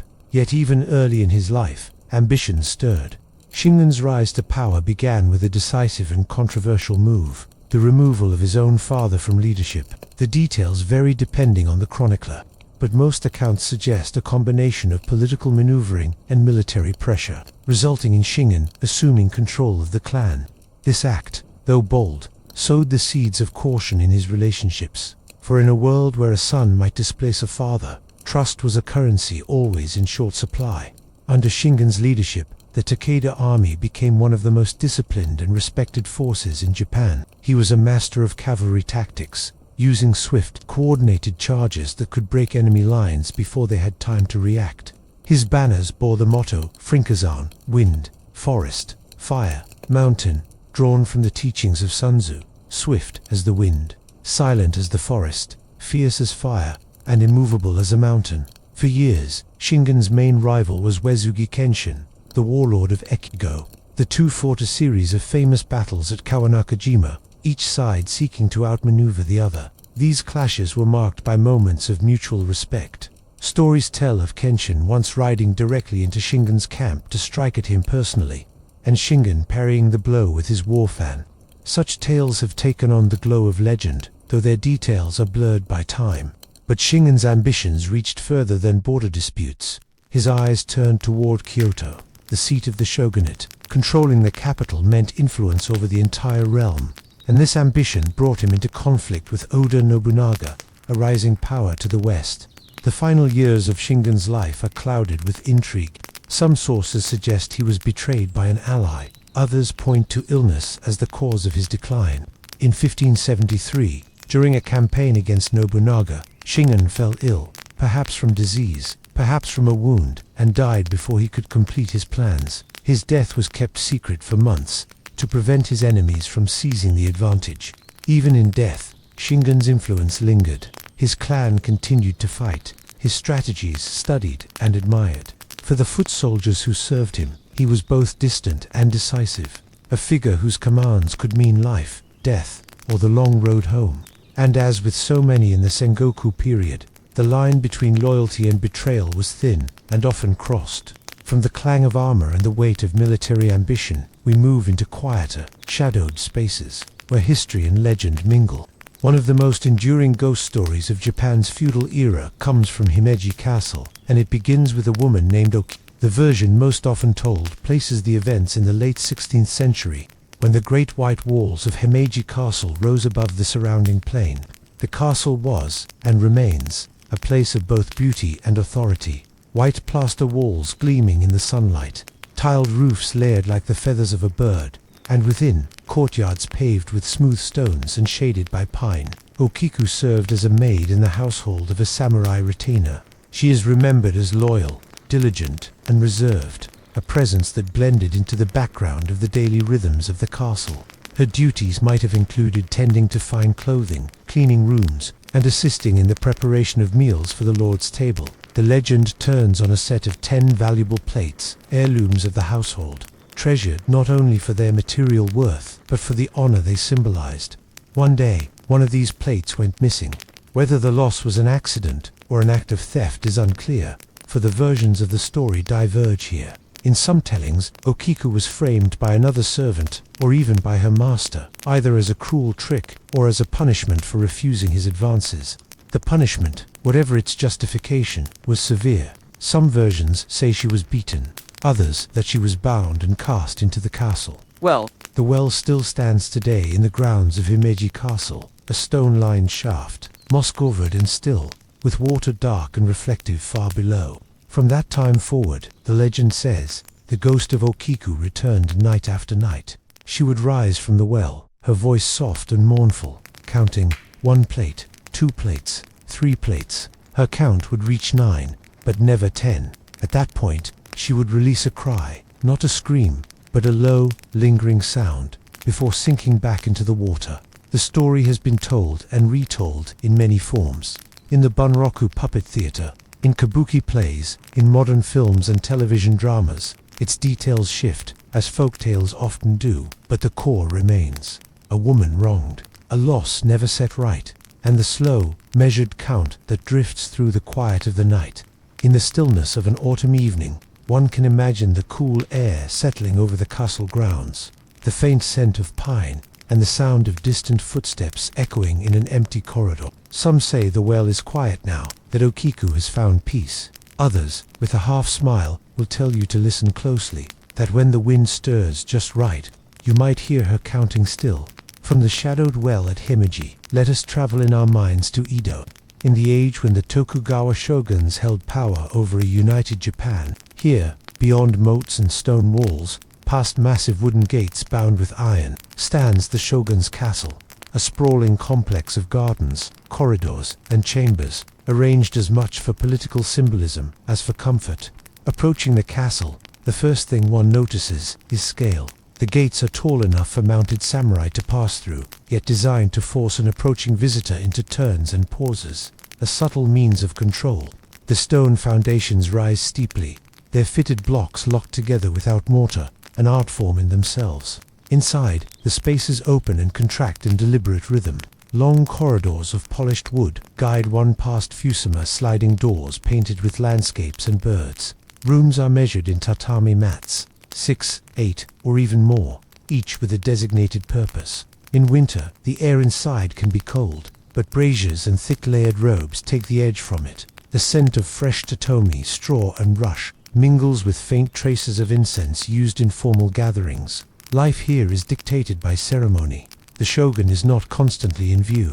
Instead, his presence is carefully staged. Daimyo lords, summoned from their provinces, kneel in the audience chamber, speaking in the formal, deliberate phrases expected of them. Every movement, from the bow of the head to the placement of the hands, is bound by etiquette refined over generations. Beyond politics, the castle contains more private spaces. There are gardens designed for strolling, winding paths leading past koi ponds, stone lanterns, and carefully shaped pines. In the spring, plum blossoms scatter their petals on the gravel paths. In autumn, the maples burn briefly red before their leaves drift to the moss below. These gardens are not simply decorative, they are extensions of power, expressions of the shogun's command over both nature and man-made order. Tea ceremonies might be held in small, purpose-built rooms, where the act of preparing and drinking tea is performed with quiet precision. Every gesture, from the folding of a silk cloth to the rotation of the tea bowl, has meaning. To an outsider, it may appear a slow ritual. To those within, it is a microcosm of harmony and respect. Within these walls, time seems to move differently. The chaos of the outside world, the markets, the shipyards, the crowded streets of Edo, feels far away. Here, the rhythms are slower, bound to the pace of official duties, seasonal changes, and the steady maintenance of order. And yet, behind the stillness lies the constant hum of politics. Alliances shift quietly, messages travel in coded phrases, and the shogun's household runs with an efficiency born of long practice. For the samurai serving here, life is a balance between vigilance and restraint, ready to act, yet never disrupting the ordered calm. As the evening settles, lanterns are lit along the covered walkways. Their light flickers against the painted panels, and the castle grows quiet, except for the soft shuffle of slippers on wood. It is a world removed, self-contained, and deliberate, the very heart of power in a carefully controlled age. Imagine it is still dark outside. The air is cool, almost cold, with a faint dampness that seeps through the thick stone walls. Somewhere in the distance, a wooden mallet strikes a sementran, a resonant plank used to summon the monks to prayer before the invention of bells. The sound is deep and measured, carrying across the quiet courtyard. You rise from a simple pallet, the blanket rough and well-worn. There is no fire in your cell. The only warmth comes from your own body and the wool of your robe. The floor beneath your feet is hard, uneven stone. A small niche in the wall holds a single oil lamp, its flame low and wavering. The first duty of the day is prayer, not a short recitation, but hours of standing, bowing, and chanting. The air in the chapel is heavy with the faint sweetness of burning incense. Flickers of candlelight catch the gold on the icons, their painted eyes gazing out in calm solemnity. The chants, in slow and deliberate tones, blend together until they seem less like words and more like a kind of unbroken river of sound. When the service ends, there is no indulgent breakfast waiting. Instead, the monks eat sparingly, a piece of coarse bread, perhaps a few olives, and watered wine or herbal infusion. Meals are taken in silence, with a reader reciting scripture or the writings of the church fathers. Conversation is reserved for necessity, and even then, only in hushed voices. The work begins next. For some, it means tending the gardens, pulling weeds, turning soil, or gathering herbs used for both cooking and medicine. For others, it is caring for the livestock, goats, chickens, perhaps a few sheep. And for a select few, the day is spent in the scriptorium, copying sacred texts onto parchment. The scriptorium is a long, narrow room with tall windows that let in muted light. Each desk is a sturdy plank of wood, angled for writing. Ink is made from oak galls and soot, mixed carefully with water and stored in small clay pots. The pens are cut from reeds, their tips sharpened to a fine point with a small knife. You bend over the page, each letter formed with deliberate care.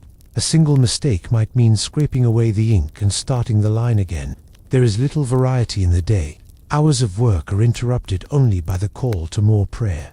The discipline is strict, the rules clear. Fasting on certain days, complete silence during others, and obedience to the abbot at all times. Personal possessions are few. A robe, a belt, perhaps a simple wooden cross. The monastery itself is built for endurance, not comfort. Walls are thick and plain. The roof may creak in the wind, but it holds fast against storms. In summer, the heat inside is softened by the shade of the cloister. In winter, the cold lingers in every corner. The smell of beeswax, old parchment, and damp stone is everywhere.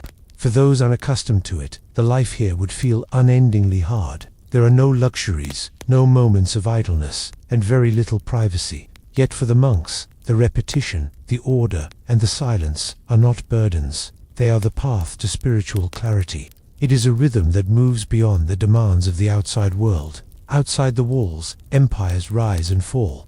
Armies march, and merchants shout their prices in the markets of Constantinople. Inside, the same cycle repeats: prayer, work, study, rest, as it has for decades, and as it will for decades more. Step now from the stone corridors of the monastery into the wide avenues of Constantinople.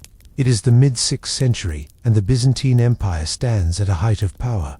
Yet it is also a place of uncertainty, for the fortunes of empires are rarely steady for long. In the heart of the city, under the vast dome of the imperial palace, rule Emperor Justinian I and his wife, Empress Theodora.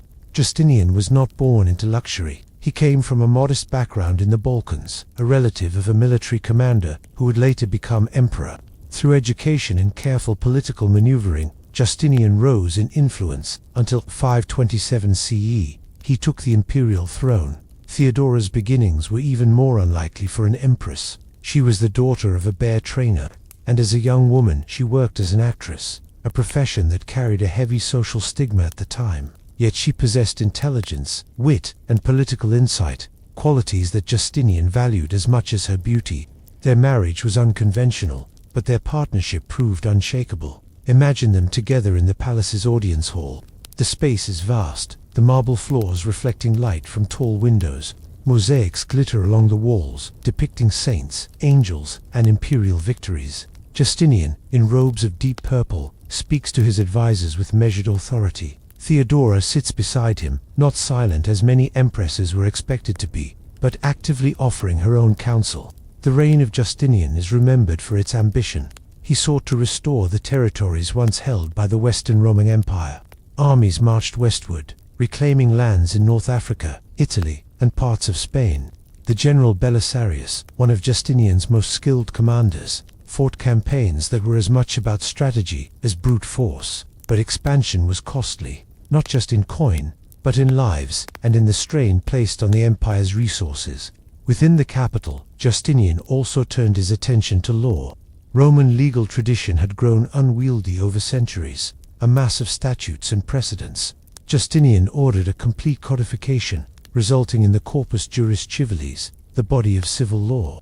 This legal code would outlast the empire itself, influencing European law for centuries to come. Yet no reign is free of turmoil. In 532 CE, Constantinople was gripped by the Nika riots. It began with unrest at the chariot races in the Hippodrome, an enormous stadium where the Blues and the Greens, two rival factions, competed fiercely. The rivalry spilled into the streets, and soon the anger of the crowds turned toward the emperor himself. Buildings were set aflame. The Hagia Sophia, then an earlier version, was burned to the ground. Justinian considered fleeing. It was Theodora who spoke words that became legendary. Royalty is a fine burial shroud. She argued that it was better to face death as an emperor than live in exile. Her resolve stiffened Justinian's own, and with his generals, he ordered a brutal suppression of the uprising. The streets ran silent once more, though at a terrible cost in lives. Out of the ashes of the riots rose one of the greatest architectural achievements of the age, the new Hagia Sophia. Its dome seemed to float upon a halo of windows, its interior filled with light and the shimmer of golden mosaics. For centuries, it would stand as the heart of the empire's spiritual life, but even monumental stone could not shield the city from other threats. In 541 CE, a devastating plague swept through the empire. Known now as the Plague of Justinian, it claimed countless lives, striking rich and poor alike. Justinian himself fell ill but recovered, though the empire's strength was deeply shaken. Still, the emperor and empress endured, ruling together until Theodora's death in 548 CE. Her passing was a personal blow to Justinian, who never remarried. He continued his work, focusing on consolidating what remained of the empire's holdings and ensuring that his legal and architectural legacy would outlast him. When Justinian died in 565 CE, he left behind an empire both enriched and strained, marked by grand ambitions, enduring laws, and the unmistakable influence of two rulers whose partnership defied their origins. As we leave the palace halls, we carry with us not only the image of power and ceremony, but the reminder that the Byzantine Empire's history is woven from both triumph and hardship. From the grandeur of rulers, our path now turns toward a quieter yet equally intriguing corner of the empire's past, a small mystery carved into marble, hidden for centuries in the Hagia Sophia. The Hagia Sophia, with its soaring dome and luminous mosaics, was built to inspire awe. When you step into its cavernous interior, the sound of your footsteps is swallowed by an expanse of space that seems to hum with centuries of prayer and ritual. The faint scent of incense lingers, clinging to the marble walls and the towering columns. Light, filtered through high-arched windows, shifts gently as the day moves on, gilding the mosaics with a warm glow in the morning and deepening them to amber by evening. Among this grandeur, one might expect every inch of stone to be pristine, carefully maintained for the glory of the empire. But history often hides itself in plain sight, and in the Hagia Sophia, one such secret lies etched into its very fabric, faint markings, carved by hand into the polished marble of a balustrade. It is not elaborate, no golden tesserae, no curling vine motifs or solemn icons. Instead, a few lines scratched into the surface, weathered by centuries, yet still legible to those who know where to look. The words are not in Greek, nor in Latin, but in Old Norse runes. Scholars believe these runes were carved sometime in the 9th or 10th century, when the Byzantine Empire maintained connections with the far north through trade, diplomacy, and military service. Many Norsemen traveled to Constantinople, which they called Miklagara, the great city. Some came as merchants, bearing furs, amber, and walrus ivory. Others arrived as mercenaries, seeking fortune and adventure in the service of the emperor. The most famous of these were the Varangian Guard, an elite unit of the imperial army known for their loyalty and fierce combat skill. Imagine one such Norseman, perhaps a Varangian guardsman, standing in the Hagia Sophia during a quiet moment. He has traveled from a distant land of fjords and pine forests, crossed seas both calm and violent, and now finds himself in a place of shimmering mosaics and perfumed air. Perhaps he is attending a service, the chanting of the clergy echoing overhead. Or perhaps he is simply on duty, posted in the vast nave to watch over the emperor and his court. With a moment to spare, he runs his hand over the cool marble balustrade, and then, with a small, sharp tool, he carves his name, or perhaps a brief message into the stone, a way of saying, "I was here." One of the most famous of these inscriptions, found on the upper gallery, reads, "Halfdan was here." It is a simple statement, almost playful, and yet it bridges more than 1,000 years. We do not know who Halfdan was. Was he a soldier, a trader, a wanderer? Did he stand in awe of the great dome above him, or was this just another posting in a life spent far from home? The Hagia Sophia has yielded more than one Norse inscription. Another, more fragmentary, is harder to interpret. Some suggest it might be a prayer or a boast, while others believe it may have been a quick scratch of boredom during a long watch. Whatever their meaning, these runes remind us that the Hagia Sophia was not only a place of worship and imperial ceremony, but also a crossroads, where people from distant corners of the known world left their small, personal marks upon history. These carvings, preserved not because they were valued, but simply because no one thought to remove them, tell us something important about history. The grand events, the coronations, the riots, the building of empires, are recorded in chronicles and mosaics, but the quiet moments, the human impulses, the small acts of leaving one's name in stone, often survive only by accident. When you stand in that gallery today, you can still trace the grooves of Halfdan's name with your fingers, just as he must have done when he finished carving it. The stone is cool, the lines shallow but enduring, and in that instant, the centuries between you seem to collapse into nothing. From these modest scratches, we turn now to the opposite extreme, away from the quiet anonymity of a single traveler and toward the dazzling, highly choreographed displays of wealth and ceremony that unfolded in the imperial palace. The Byzantine imperial court was a world apart, a place where every movement, every object, every bite of food served was layered with meaning. Stepping into one of its feasts was not simply attending a meal. It was entering a stage where the emperor himself was both sovereign and central figure, surrounded by a carefully orchestrated display of wealth, power, and tradition. The feasting halls were vast, with high-vaulted ceilings supported by columns of porphyry and marble.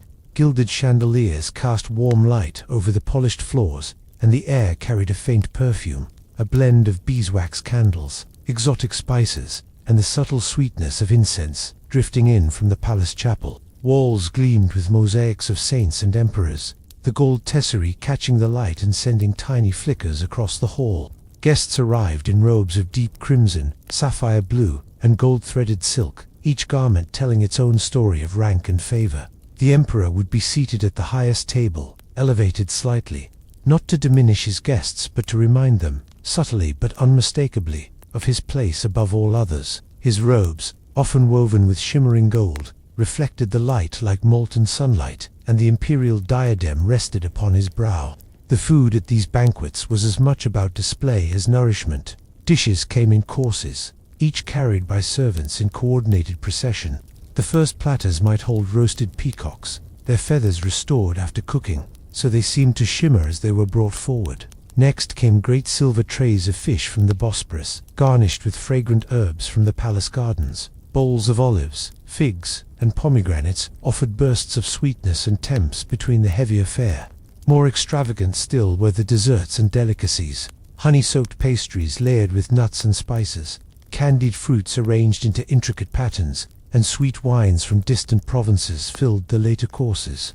Each bite carried the taste of lands far beyond Constantinople, proof that the empire's reach extended across seas and mountains. The serving vessels themselves were treasures, goblets of chased gold, plates inlaid with enamel and gemstones, pitchers shaped like griffins or lions. These were not merely beautiful, they reminded all present that the emperor commanded both the wealth and the artistry of the empire. Music played throughout the feast, soft at first, the gentle notes of lyres and flutes weaving through the low murmur of conversation.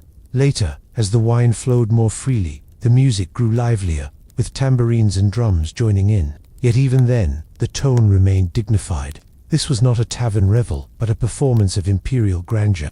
Every gesture at the table was governed by etiquette. A guest did not simply take a cup of wine. It was offered by a servant, who first poured from a pitcher held with both hands as a sign of respect. Conversation followed a delicate order. No one addressed the emperor without the proper form, and to speak out of turn was unthinkable. Even laughter was measured, a soft ripple rather than a hearty roar. Such feasts were not nightly occurrences. They were reserved for great celebrations, the coronation of a new emperor, the return of victorious armies, or the major festivals of the church calendar. When they did occur, they reinforced the central truth of Byzantine society. The emperor was both ruler and symbol, the living embodiment of the empire's unity and prosperity. And when the feast finally ended, guests left not only full of rich food and sweet wine, but also full of the reminder that they had been part of something far greater than themselves. As we leave the echoing halls of the palace and step back into the cool night air, our journey through the Byzantine world comes to a close. From the austere discipline of the monastery, to the political might of Justinian and Theodora, to the faint carvings of a Norse wanderer, and finally to the gold-laden feasts of the court, we have walked through a tapestry of lives, each woven into the fabric of an empire that spanned centuries. Imagine waking before the sun. The air is still cold from the night, and a faint frost clings to the tufts of grass. The stars above are fading, but the horizon is already tinged with pale yellow light. You pull on a heavy felt coat, thick, but still smelling faintly of the animals whose wool was used to make it. Your boots are stiff with yesterday's dust, and out there, somewhere in the dim light, is your herd. The camels are tethered loosely, their large shapes standing like dark, silent ships in the half-light. Some are lying down, their breath misting in the cold. Others are shifting restlessly, groaning in that deep, rumbling way camels do, a sound halfway between a growl and a sigh. Your first task is to check them all. The ropes that hold them must be untangled. Their loads, if you are traveling, must be balanced and secure. A camel will not hesitate to throw its burden to the ground if it is uncomfortable, and retrieving scattered bundles on the open steppe is not a task you wish to repeat. The sun rises quickly here, and with it comes the heat. By midday, the felt coat is too heavy, and the dry wind carries fine dust that settles into your eyes, your mouth, and the seams of your clothing. Even when you stop for a drink of water, you taste grit between your teeth. The camels walk slowly, but their pace is steady. You walk beside them, sometimes riding, but more often leading them on foot. The steppe rolls on and on, a patchwork of yellow grass, bare earth, and the occasional hardy shrub. The Gobi is not all sand dunes. Much of it is stony plains and scrubland, but it is no less harsh. At night, the temperature drops sharply. You set up camp in the shelter of a low ridge, trying to block the wind. A small fire is coaxed into life with dried camel dung, a common fuel where wood is scarce. The smoke is pungent but oddly comforting. You eat simply, perhaps dried meat, hard cheese, and flatbread warmed at the edge of the coals. If you are fortunate, there might be a pot of salty milk tea, the warmth of it seeping into your hands as you drink. The camels kneel nearby, chewing slowly, their jaws moving in a hypnotic rhythm. They will be your constant companions for months, stubborn at times, but essential. They can survive for days without water, endure loads of over 200 kilograms, and cross distances that would exhaust horses. Yet they are also unpredictable. They may refuse to move, spit in irritation, or lie down without warning. A camel tender learns patience, and also learns that the animals are watching, testing, and remembering. A moment of carelessness, a strap left rubbing against the skin, a load balanced unevenly, can cost you hours of lost time. Storms are the greatest fear. A sudden wall of dust on the horizon means lashing winds and stinging sand. In such moments the camels huddle together, and you press your back to their warm sides, closing your eyes against the grit until the wind passes. And when the morning comes again, you rise, gather the herd, and begin the long walk once more. Day after day, the rhythm repeats. The sound of hooves on the dry ground, the creak of rope, the hiss of wind over the open land. It is not a life of excitement. It is a life of endurance. And in the stillness of the steppe, you may sometimes feel as though the whole world has narrowed to just you, your camels, and the horizon. Imagine the Mongolian steppe again. But now, instead of a lone camel tender, picture many families scattered across the land. Their round felt tents, gears stand like pale dots against the grass. Smoke curls slowly from the smoke holes, and herds of animals graze in loose clusters nearby. This is the world into which Temujin, the boy who would become Genghis Khan, was born around the year 1162. His father was a tribal chieftain, a man with both allies and rivals. Life on the steppe was always uncertain. The balance between clans could shift quickly, and loyalties were often fragile. Temujin's early years were marked by both privilege and hardship. As the son of a leader, he had certain expectations placed upon him, to learn riding, archery, and the ways of negotiation between tribes. But when he was still young, his father was poisoned by a rival group. With his father gone, Temujin's family was left vulnerable, their small group of followers scattered, leaving his mother and siblings to survive alone. Food was scarce, and the family lived off whatever they could gather: roots, berries, small game caught in traps. It was a sharp lesson in the precariousness of life on the steppe. In these years Temujin learned resilience. He also learned that strength was not only measured in force of arms, but in the ability to bring people together under one purpose. As he grew older, he began to build alliances. Some came through marriage. He wed Bert, who would remain an important partner throughout his life. Others came through shared need, as he offered loyalty and protection to those who joined him. The Mongolian steppe was home to many tribes, each with its own leaders, rivalries, and feuds. Temujin began to gather them. not all at once, but piece by piece, often through careful promises and strategic generosity. Those who opposed him were fought. Those who submitted were welcomed and given a place in his growing ranks. By the late 12th century, he had united several major tribes under his leadership. This was not common. The steppe had seen alliances before, but they often fell apart when disputes arose. Temujin introduced a new system. Rather than favoring only his own kin, he appointed commanders based on loyalty and skill. This broke the old patterns of tribal politics and created a structure where men from different backgrounds fought together. In 1206, after years of conflict and negotiation, Temujin was proclaimed Genghis Khan, the universal ruler. This was a title of immense weight, carrying both authority and expectation. The ceremonies were held on the steppe, under the open sky, with the gathered chieftains acknowledging his supremacy. From there, his ambitions stretched far beyond Mongolia. He turned his attention to the great cities and kingdoms to the south and west. His armies moved with extraordinary speed, their mounted warriors able to travel vast distances each day. Discipline and communication, with messages relayed by riders in a network across the empire, allowed him to coordinate campaigns over thousands of kilometers. But while the tales of conquest are often told with drama, the reality for those who followed him was a steady, relentless march. Days in the saddle, nights sleeping under the stars, the wind constant, the horizon ever distant. For Genghis Khan's warriors, glory was measured in survival, loyalty, and the spoils of victory.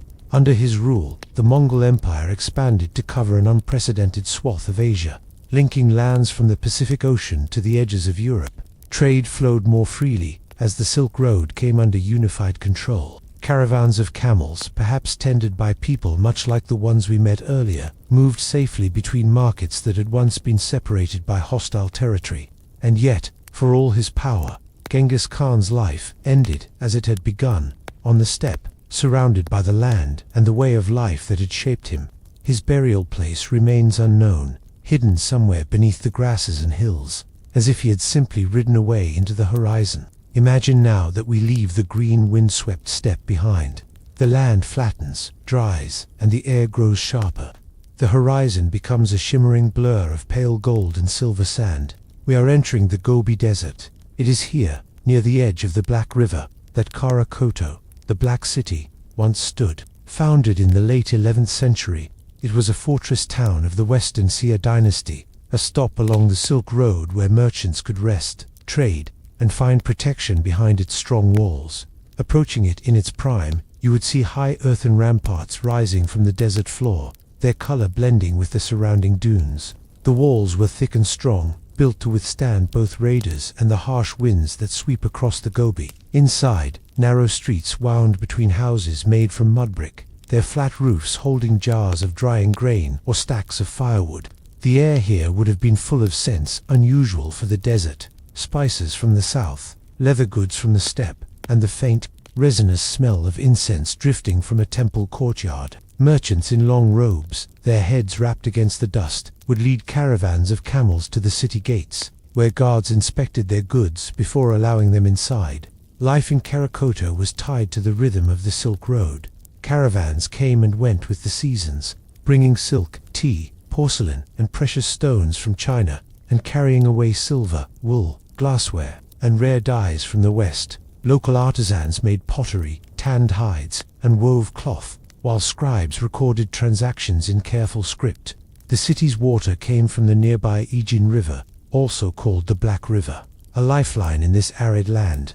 Its slow, dark waters nourished patches of green around the city, where gardens grew melons, cucumbers, and leafy vegetables.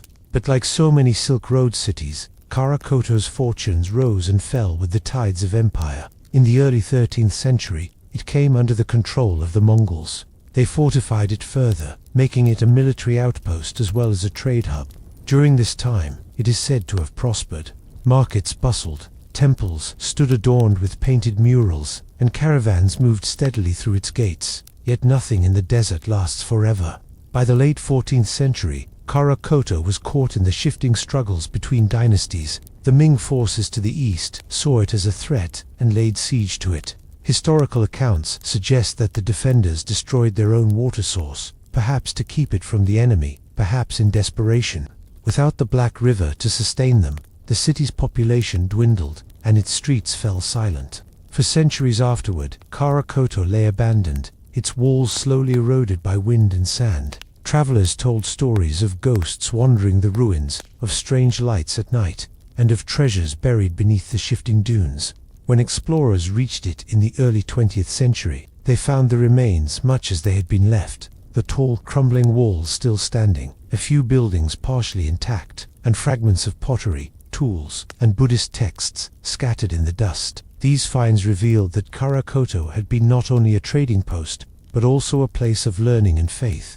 Today, the site is quiet. The wind moves through the broken gates, carrying with it the soft hiss of sand against stone. No camels pass here now, no merchants haggle in the streets.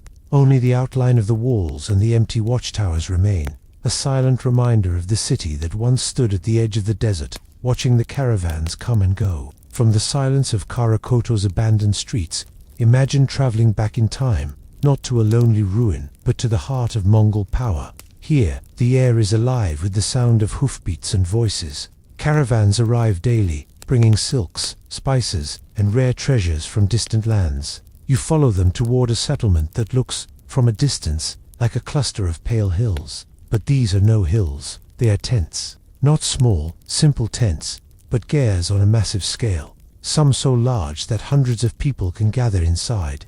At the very center stands the Khan's own palace tent, said to be as wide as a cathedral and taller than the tallest trees in the steppe. Its felt walls are layered for insulation, its framework of timber transported from far-off forests. The roof is a dome, open at the top to let smoke escape and light pour in. Stepping inside, the light softens. The floor is covered with thick rugs from Persia, their patterns intricate and flowing.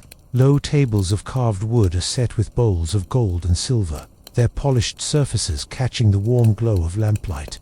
The air is scented with roasted meats, herbs, and the faint sweetness of fermented mare's milk. The Khan sits at the far end, on a raised platform. He wears robes of rich silk, the colors deep and vivid, embroidered with patterns of dragons or clouds. Around him stand attendants, guards in gleaming armor, and scribes with brushes poised over scrolls. Every movement here is deliberate. Each bow, each step forward, each offering of a cup or a gift is done according to strict custom. Feasting in the Khan's tent is both a meal and a ceremony. The guests, who might be foreign envoys, rival chieftains, or famed merchants, sit according to rank. They are served dishes of mutton, roasted game, dumplings, and fish from distant rivers. Gold cups are filled and refilled with arag, the slightly sour, cooling drink of fermented milk. Between courses, musicians play the Maureen core, the horsehead fiddle, its low, lingering notes weaving through the conversation. Conversations here carry as much weight as the finest weapon or the richest gift. Alliances are made over these tables, treaties agreed upon in quiet tones, and disputes settled by the Khan's word. An envoy might arrive with a caravan as a gesture of goodwill. Another might come bearing tribute, rare gems, bolts of patterned silk, or even trained falcons.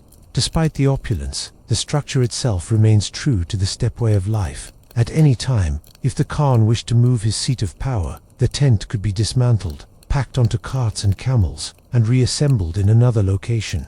Even in its grandeur, it is portable, a palace without a foundation, ready to follow the seasons or the needs of the empire.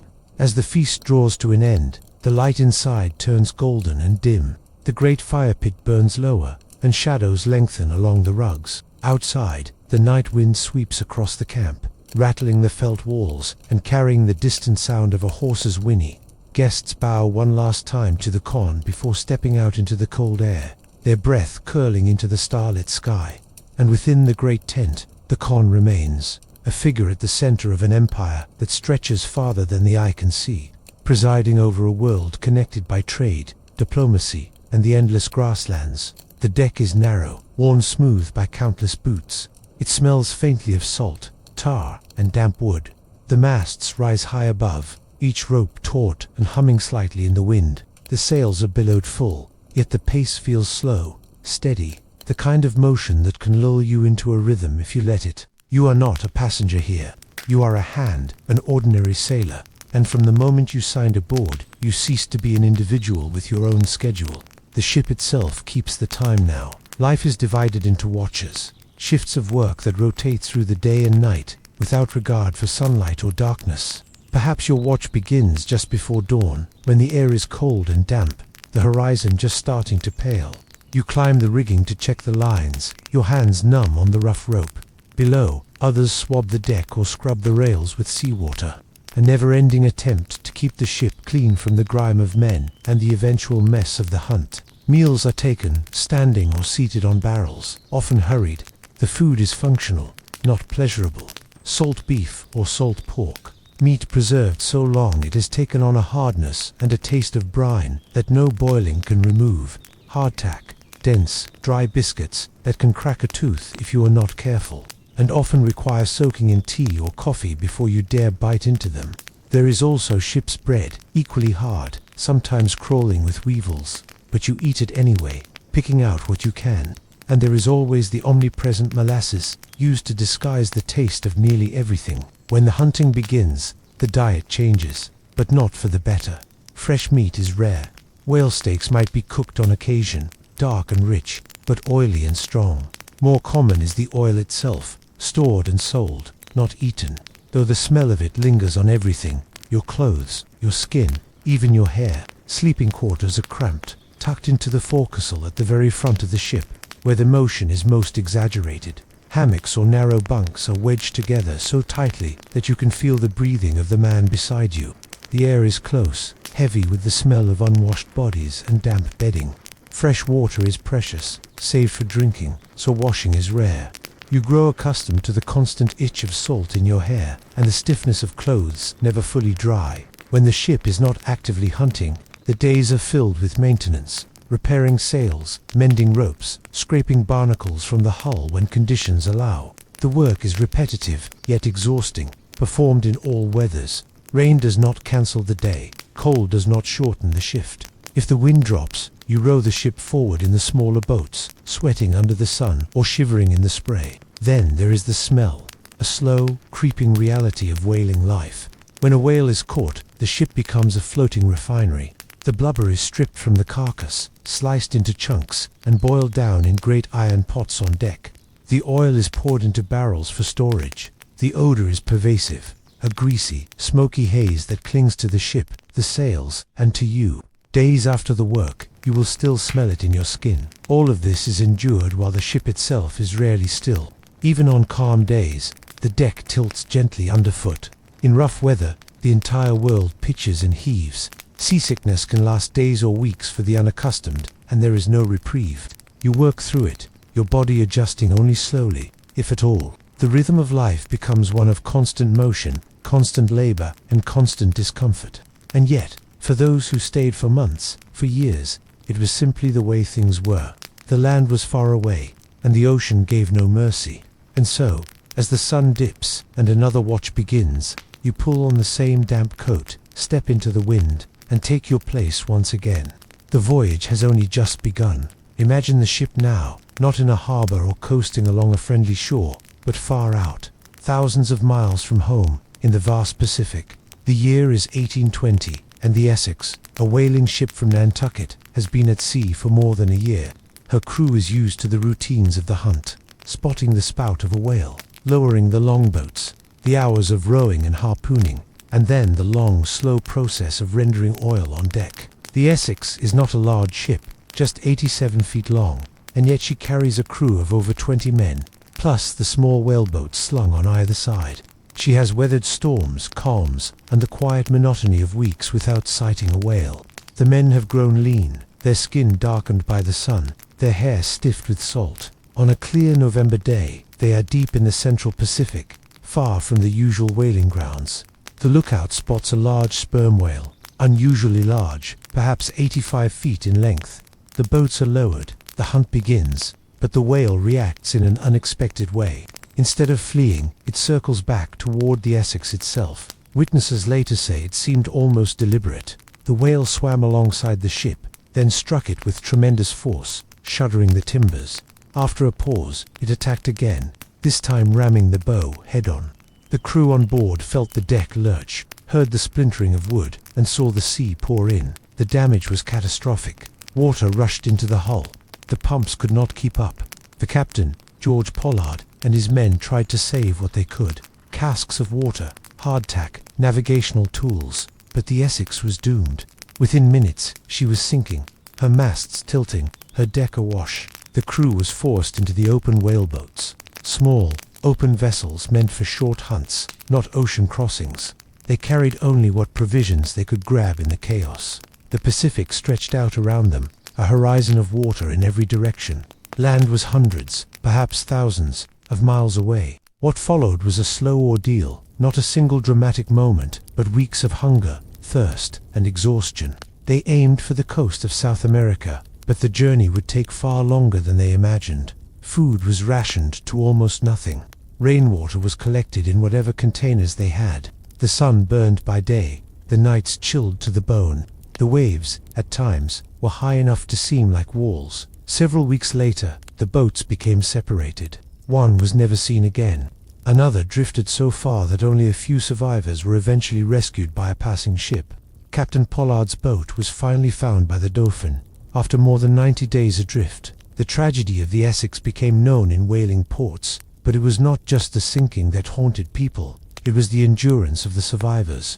The story traveled from sailor to sailor, eventually reaching the ears of a young Herman Melville, who would later weave elements of it into his novel Moby Dick. And yet, if you could speak to the crew of the Essex in those first hours after the whale struck, they might tell you there was no time to think of legend. There was only the immediate need to survive, to row, to keep watch for the faintest shape of land on the horizon.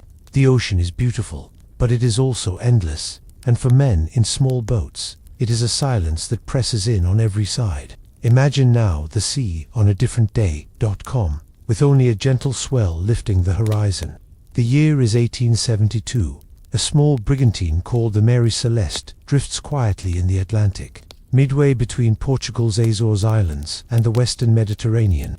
Her sails are set, her rigging intact, and the weather is fair. From a distance, she appears simply to be a ship underway. But as another vessel, the Dei Gratia, draws closer, something feels wrong. There is no one on deck. The Dei Gratia's crew hails her, but the Mary Celeste does not respond. A boarding party rows across the gap and climbs over the side. They find the deck empty, the wheel unattended.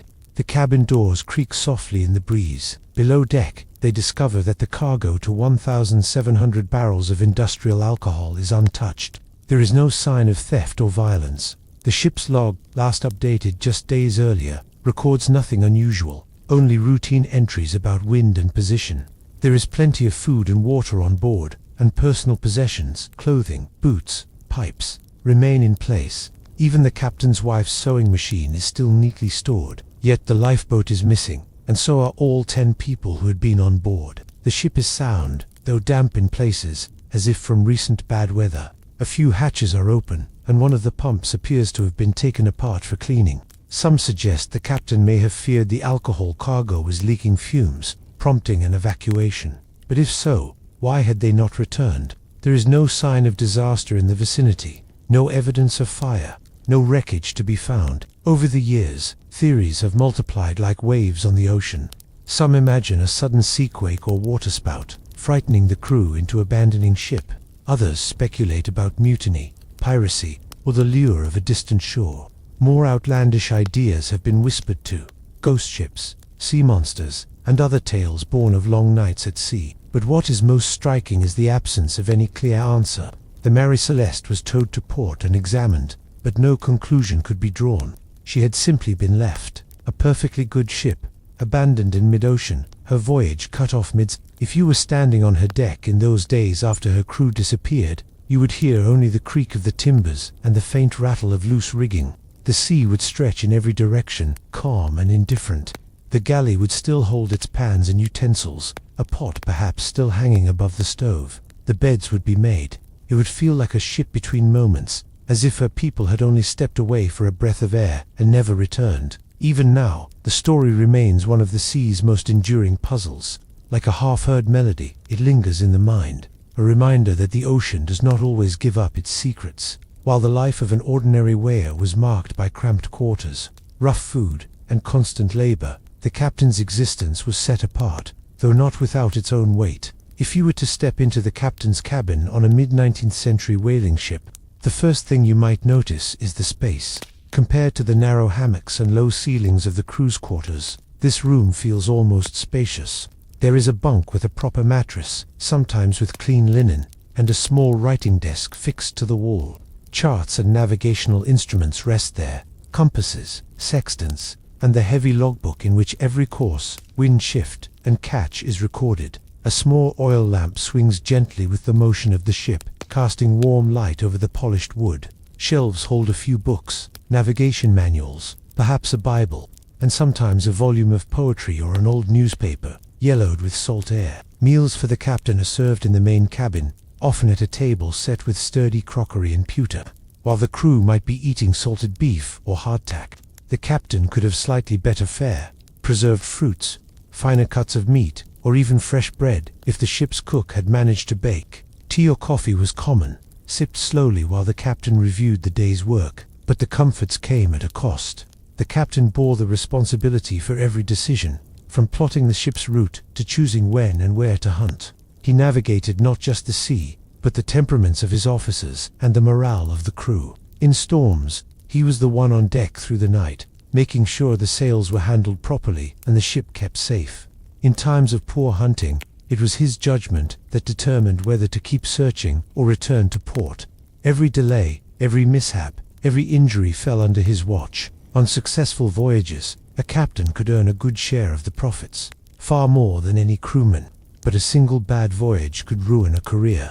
Ships that returned empty after years at sea were costly failures, and the blame often lay squarely on the captain's shoulders. Despite this, the life of a captain was one many aspired to, for the relative comfort, for the authority, and for the dignity of command. And at sea, even those privileges were tempered by the same reality that faced every man aboard: the unbroken horizon, the shifting winds, and the knowledge that the ocean's will was final. Imagine you've just arrived in the goldfields. You've walked for days, perhaps weeks, over uneven trails. Your pack is heavy: pickaxe, shovel, a tin pan, a bedroll, and whatever food you could carry. The settlement you find is not a shining city, but a scatter of tents, lean-to shacks, and fires smoldering in the dawn chill. Your day begins before sunrise.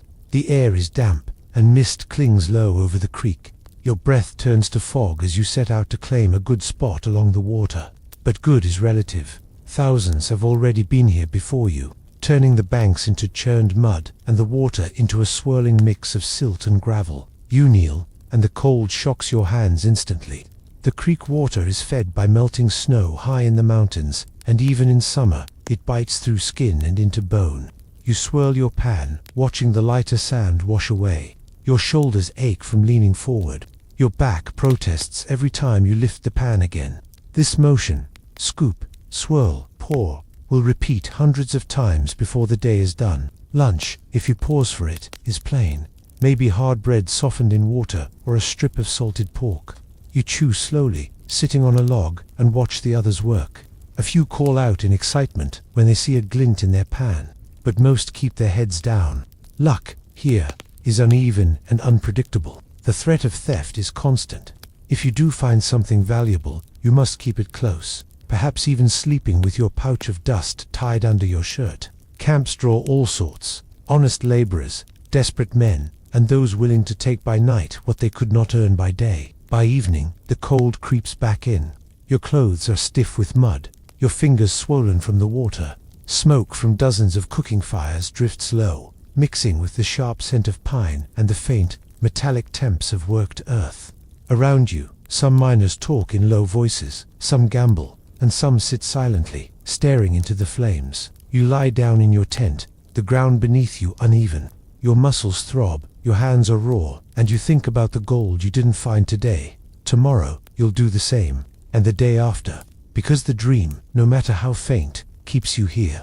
While thousands bent over icy creeks in search of glittering specks, one man found his gold in an entirely different way. Levi Strauss was not a miner. He never spent his days panning for nuggets in a cold mountain stream. But he understood the miners, their needs, their discomfort, and the hardware they put on their clothing.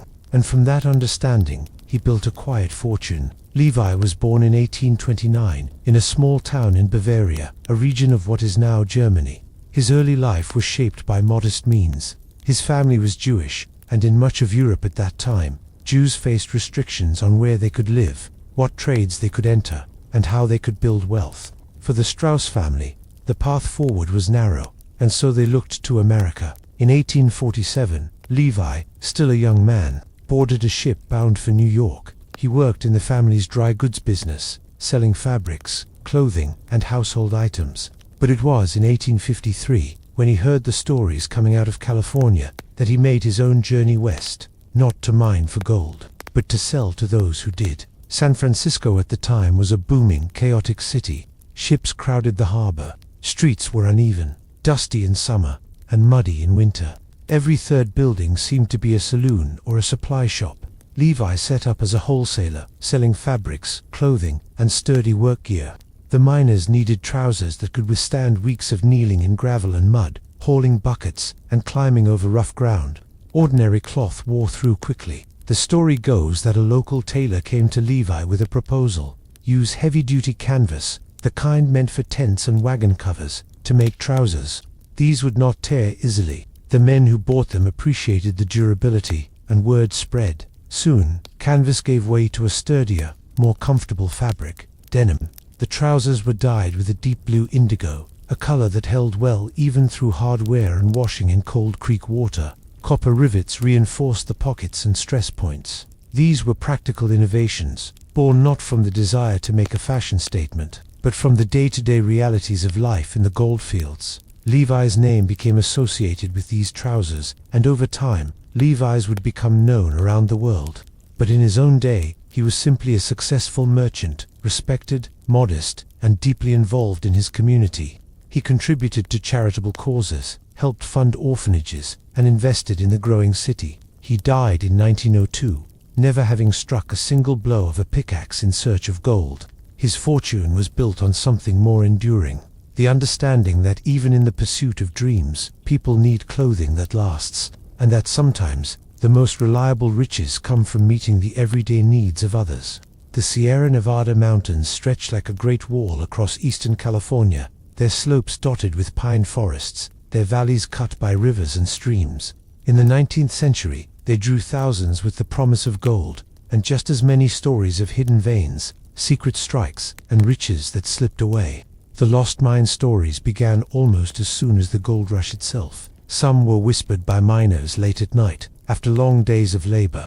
Others were written down decades later, often so embellished that the truth was difficult to separate from invention.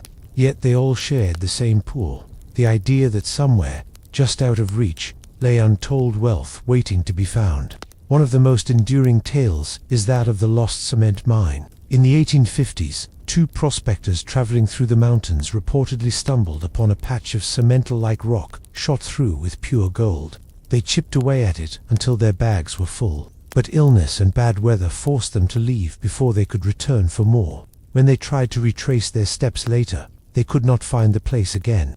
Over the years, many claimed to have rediscovered it, but no one could prove it, and its exact location remains a mystery. Then there was the story of Monte Cristo, a supposed rich lode in the high country. Some claimed it was discovered by a prospector who kept its whereabouts secret, selling just enough gold to live comfortably, while never revealing the source. Others said the mine was cursed, bringing misfortune to those who sought it. Expeditions came and went, maps changed hands, but the mine never surfaced. Part of what kept these legends alive was the nature of the land itself. The Sierra Nevada is vast, and in the 1800s, its trails were rough, its landmarks easily confused. A misplaced turn in fog or snow could send a prospector miles off course. Winter storms buried markers under snowdrifts, rock slides altered the terrain, and sometimes a rich vein might be found only to be worked out quickly, leaving no sign for the next person to stumble upon. For miners, the lost mine stories offered a kind of dream within a dream. Panning for gold was slow, uncertain work. Most earned barely enough to survive. But the idea that somewhere, perhaps just beyond the next ridge, lay a fortune waiting in untouched ground, that hope kept them searching. Today, the Sierra still holds its secrets. Modern prospectors with metal detectors and satellite maps sometimes claim small finds, but the great lost mines remain where they have always been, somewhere between history and legend. And perhaps that is why the stories still linger, like the thin mountain air, carrying with them the promise of something almost within reach, yet forever slipping away. If the mining camp was the body of a gold rush town, the saloon was its restless, beating heart. From the moment the doors swung open in the morning until the last lamp flickered out at night, the saloon was rarely quiet. Imagine stepping through those doors after a long day in the creek or at the rocker. Your boots are caked with dust, your back aches, and your hands are still raw from cold water. Inside, the light is dim, filtered through curtains or shades to keep the heat out. The air smells faintly of tobacco, wood smoke, and strong liquor. The plank floors creak beneath your weight. The bar is often just a long counter made from rough-hewn boards, polished smooth by years of elbows leaning against it. Behind it, rows of bottles, mostly whiskey, though not all of it pure. In the gold rush, whiskey could mean anything from genuine distilled liquor to a mix of alcohol, burnt sugar, and pepper. Beer, if available, was often warm. But for many miners, it was still worth the coin, if only for the comfort of company. Saloons weren't only about drink, they were gathering places. Card tables in the corner might host poker, faro, or monte. The clink of coins and the low murmur of voices carried through the room, punctuated now and then by bursts of laughter or the scrape of a chair. A traveling musician might play a fiddle or a piano, its keys slightly out of tune. In the larger boomtowns, some saloons were elaborate affairs, with mirrors behind the bar, chandeliers hanging overhead, and polished brass spittoons. In smaller camps, the saloon might be nothing more than a tent with a barrel for a counter, but whether grand or humble, it served the same purpose. A place to forget, for a while, the hardship of the goldfields. It was also a place of business. Deals were struck over glasses of whiskey. News traveled quickly here. A rumor of a big strike could send half the patrons rushing out before they'd finished their drinks. Notices were posted, letters delivered, disputes settled, and sometimes begun. Women were a rare sight in early mining camps, but in the saloons, some worked as entertainers, servers, or proprietors. Their presence drew in customers, though their lives in these towns were often difficult and precarious. Outside the saloon doors, the street might be dark except for the glow from the windows. The sounds of laughter and music spilled into the night, mingling with the wind. And somewhere beyond that, the quiet mountains waited, unchanged by the noise, the drink, and the dreams of gold.